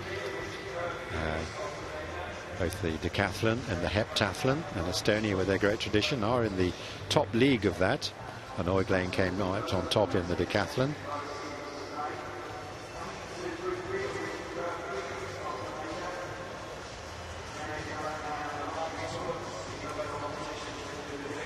No improvement. So we go to the other Grenadian, Felix, to see whether he can join his compatriot Lyndon Victor as going over 15 meters.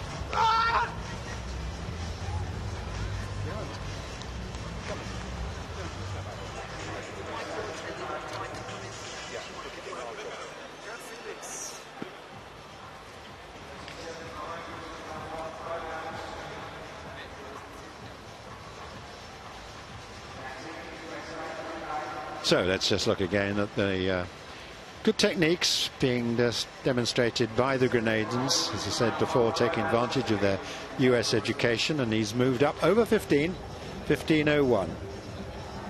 Now it's Kasanyov, 15.72, his lifetime best. Not over 15 meters this year, though.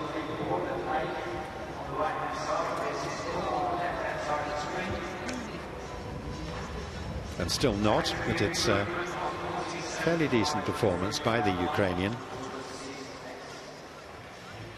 Twice the world indoor silver medalist, and 6th and 7th in the past 2 Olympics, shows his consistency.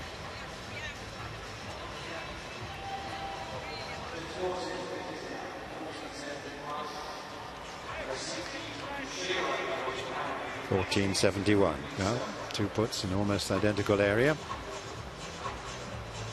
The coach is telling him what to do. Right, now we have a look at Ushiro of Japan. 15.65 his best. A lot of these men having very similar personal bests, but he started fairly modestly at 13.43.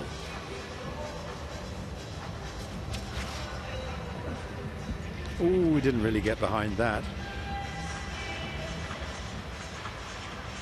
It might be a little better, but we'll see. But he didn't manage to get his full impact behind that shot. Man who's the Japanese record holder.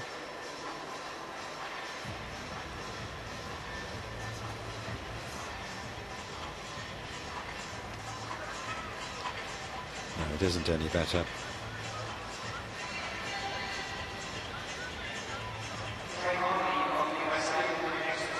Knows what he's got to do, but the question is actually doing it. Well, here Trey Hardy, still wearing that blue cap, all in blue, the US uniform. Trey Hardy. Well, for yours, he was the champion. Then he had to yield to Ashton Eaton as he took over as the top American and the top in the world and one of the all-time greats. But Hardy back again. Oh, the bounces, but he stays in the circle. But it's not going to be as far as his opening 15.16.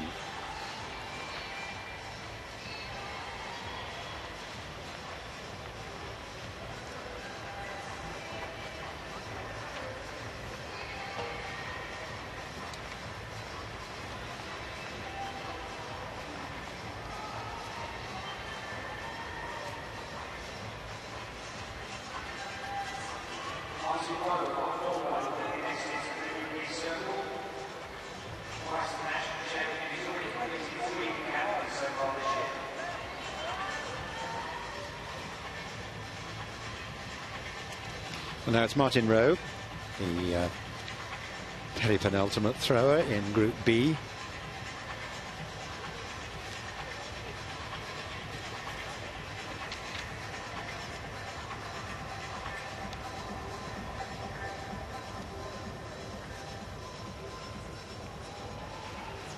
.87 tall, 86 kilograms, just about the perfect physique for a decathlete. Double Norwegian champion now in the circle.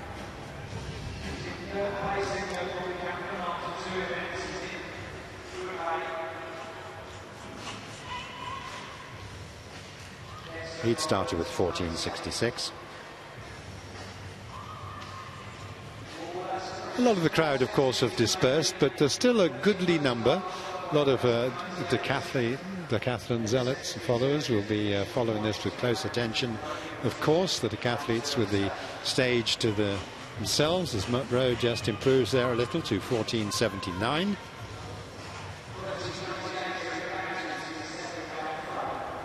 And now it's the German Kai Kasmerek. Well placed after 2 events, but needing more from the shot. He has got a bit more possibly, but not much.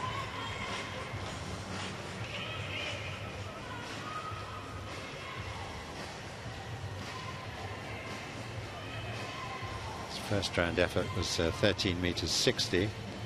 That's worth 704 points on the international scoring tables. International scoring tables have changed over the years to reflect changes in implements and so on, and Kasmerek there improves. Yeah, the latest set of scoring tables actually introduced quite a long time ago now, in 1984, with a whole series of previous ones. And Damien Warner, well, can he recapture something, because he's been very lackluster by his own standards so far.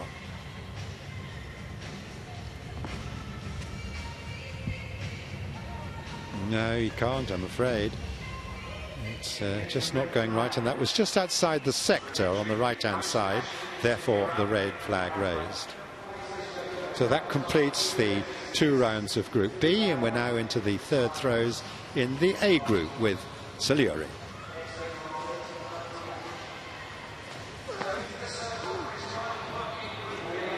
Is that over 14? Yes, I think. Ooh, well, no, close to it anyway. 13.91 before then.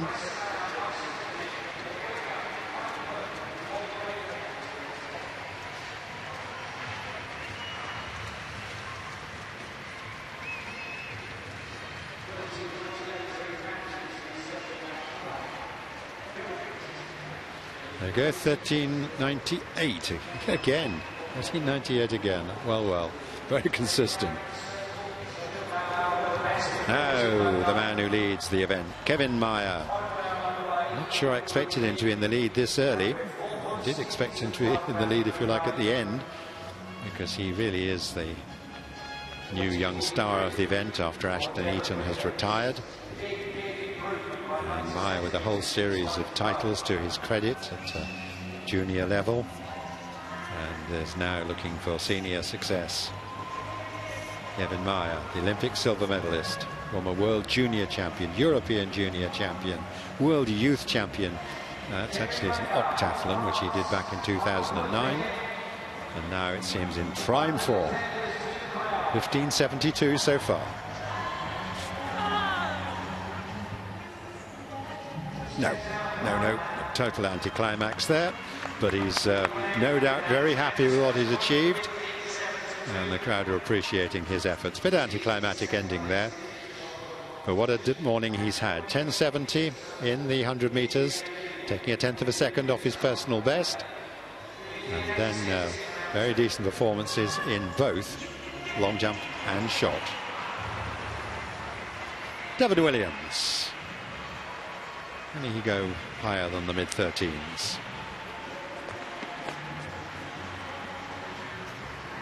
No, he can't. So no improvement.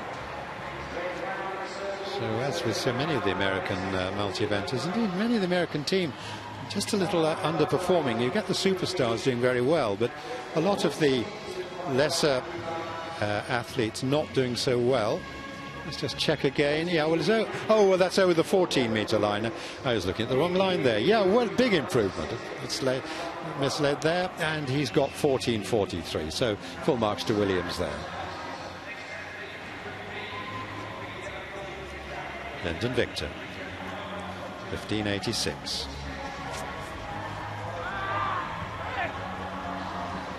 Yeah, no better, but that 15.86 stands up as the best throw that we've seen this afternoon, early afternoon, here in the Olympic Stadium.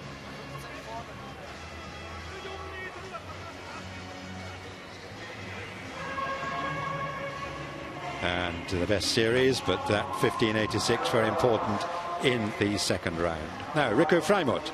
Now he's up in second place overall, having been first after the first two events, but shot putting keeping him in strong contention.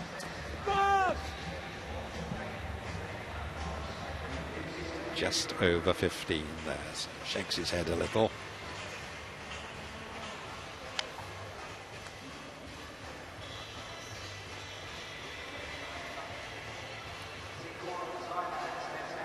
Just over 14, I should say, of course. But he's also, again, had a pretty useful start to the morning. And his best there, 14.85, 2.678 points. Most of the top throwers coming in this B group, and the sixth one on the line there is Adam Sebastian Helselek, the Czech.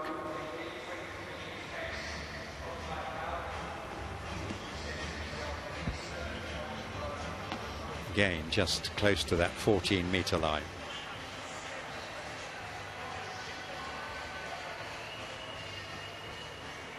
Helselek, one of the decathletes with no particular outstanding skills in any one event, but a solid all-rounder.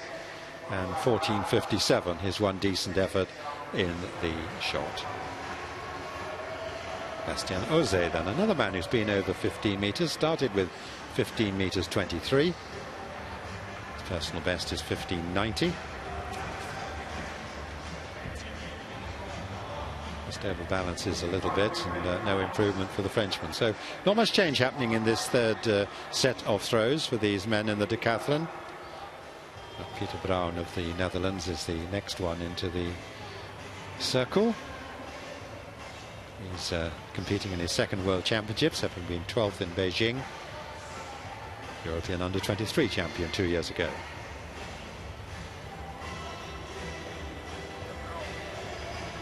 I think he just retains his balance there to throw, landing just over 14 meters.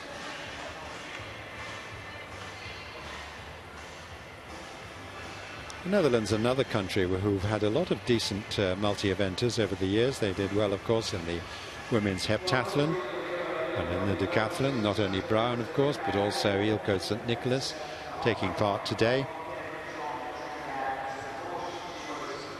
And Brown's best there.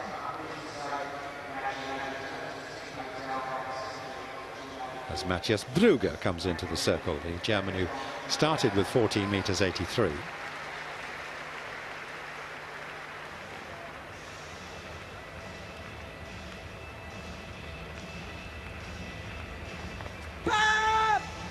Brugger has done particularly well indoor competition.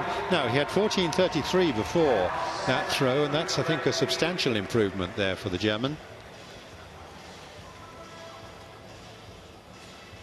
Brummer, as I said, has done well indoors. He was third in the World Indoor Championships when they were held in Portland, Oregon last year, back in March. And again, the fine tradition of Germany in the multi-events. They've really excelled over the years. And 14.80. So although he's back in 20th place, he's just moved up a little.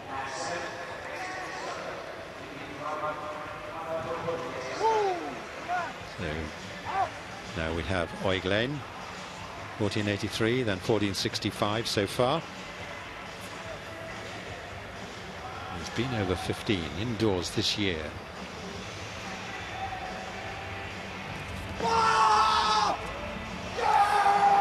Well, overbalancing, but that's big. Yep, I think that's over 15. He's certainly showing his pleasure at that performance. One of the up-and-coming young stars in the decathlon.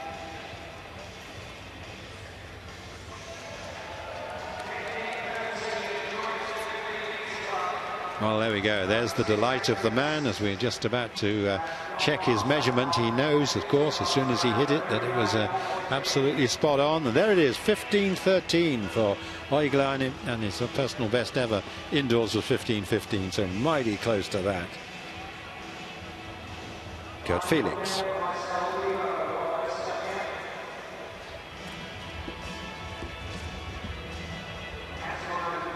Well, the grenade in there, but no improvement, and he overbalanced and went outside the circle. So that red flag. There we go. Let's look. Swinging round. And there we go. Desperate to stay in, but no. But it wasn't as far anyway. He's up to 9th, 2.558.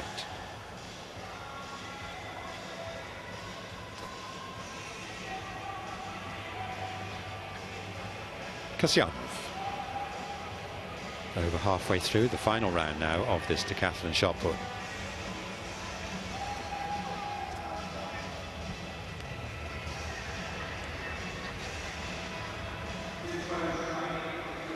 Well, Kasyanov's been very consistent. 14.75, then 14.71 as his opening puts.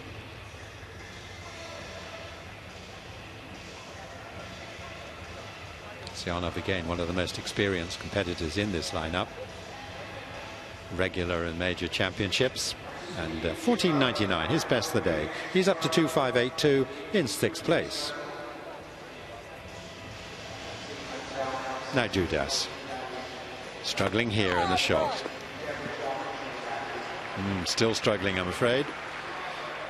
Not all that he might have wished for.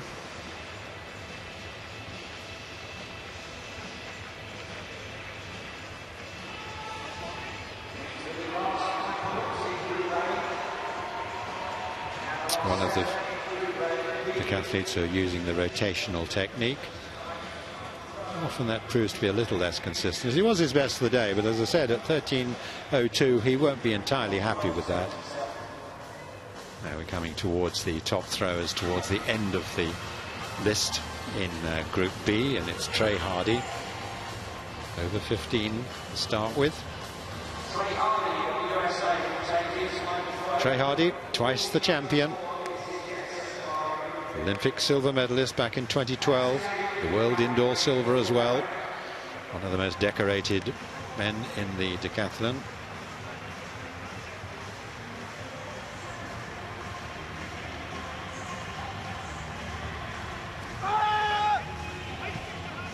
Ooh, there we go.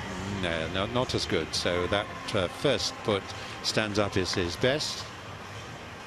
Yeah, maintains a pretty decent competition for Hardy, if not quite in the form that he showed, well, nearly a decade ago now when he was at his absolute peak.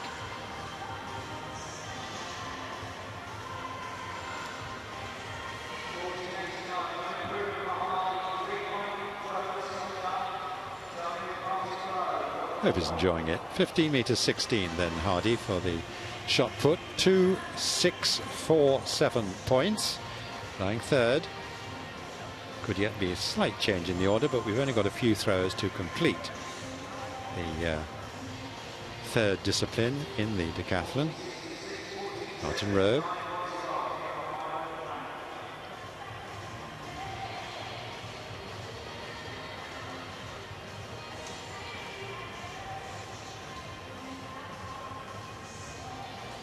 Now Rowe has improved from 1466 to 1479.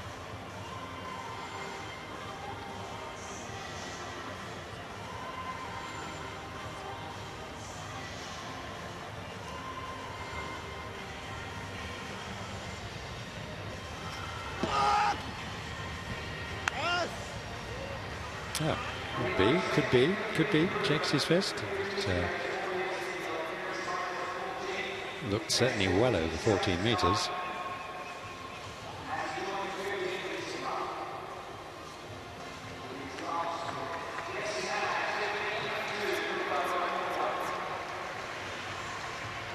And he's got that 15-meter put now. That will please him enormously. So let's just check. Oh yes, it is 15:22. So he's on 5th place now. He's had a good start to this decathlon competition. Kazmarek. He needs more. And if it is more, it's not much more. So that expression sums it up. How he feels in the shot. Kazmarek, usually very consistent across the whole range of disciplines. He's just let himself down a little bit in this competition.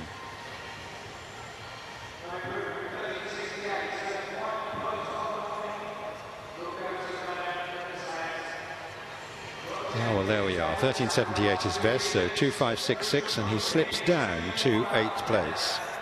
So just one competitor left in this shot before we close this first session of day 8 of the championships, and it's Damien Warner of Canada, who's having a disappointing decathlon competition. Can he just rescue something here?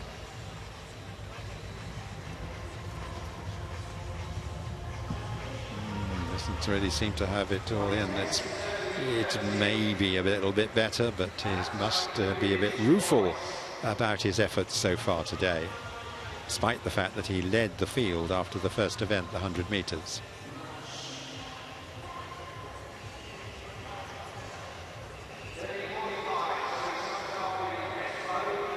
Tall Canadian puts that out, again using the linear technique.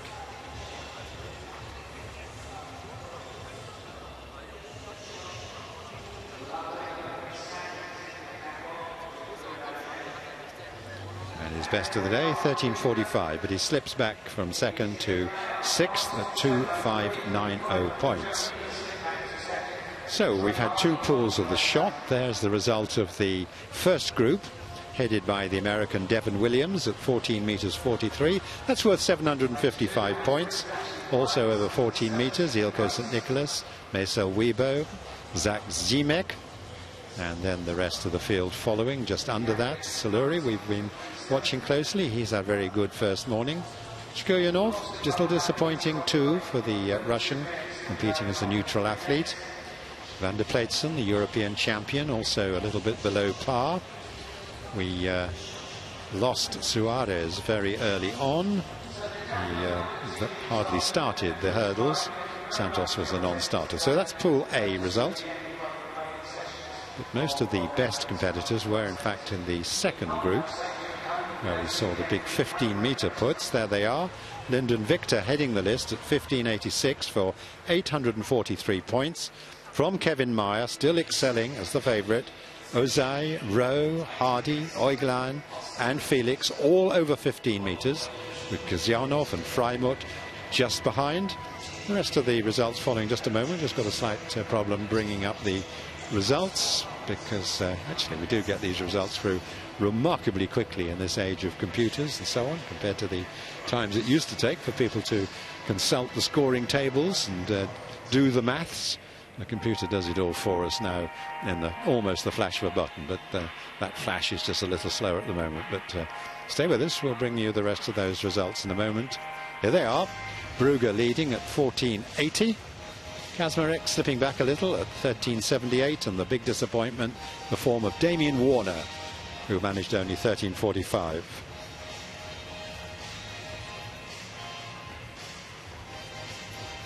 So we've had a fine morning here in the stadium. Let's reflect on the action. We'll bring you the standings in the decathlon in just a moment, but let's just look back on what we've seen already this morning. Plenty to keep us enthralled and enthused. And of course this evening we will have another great evening, I don't doubt for one moment.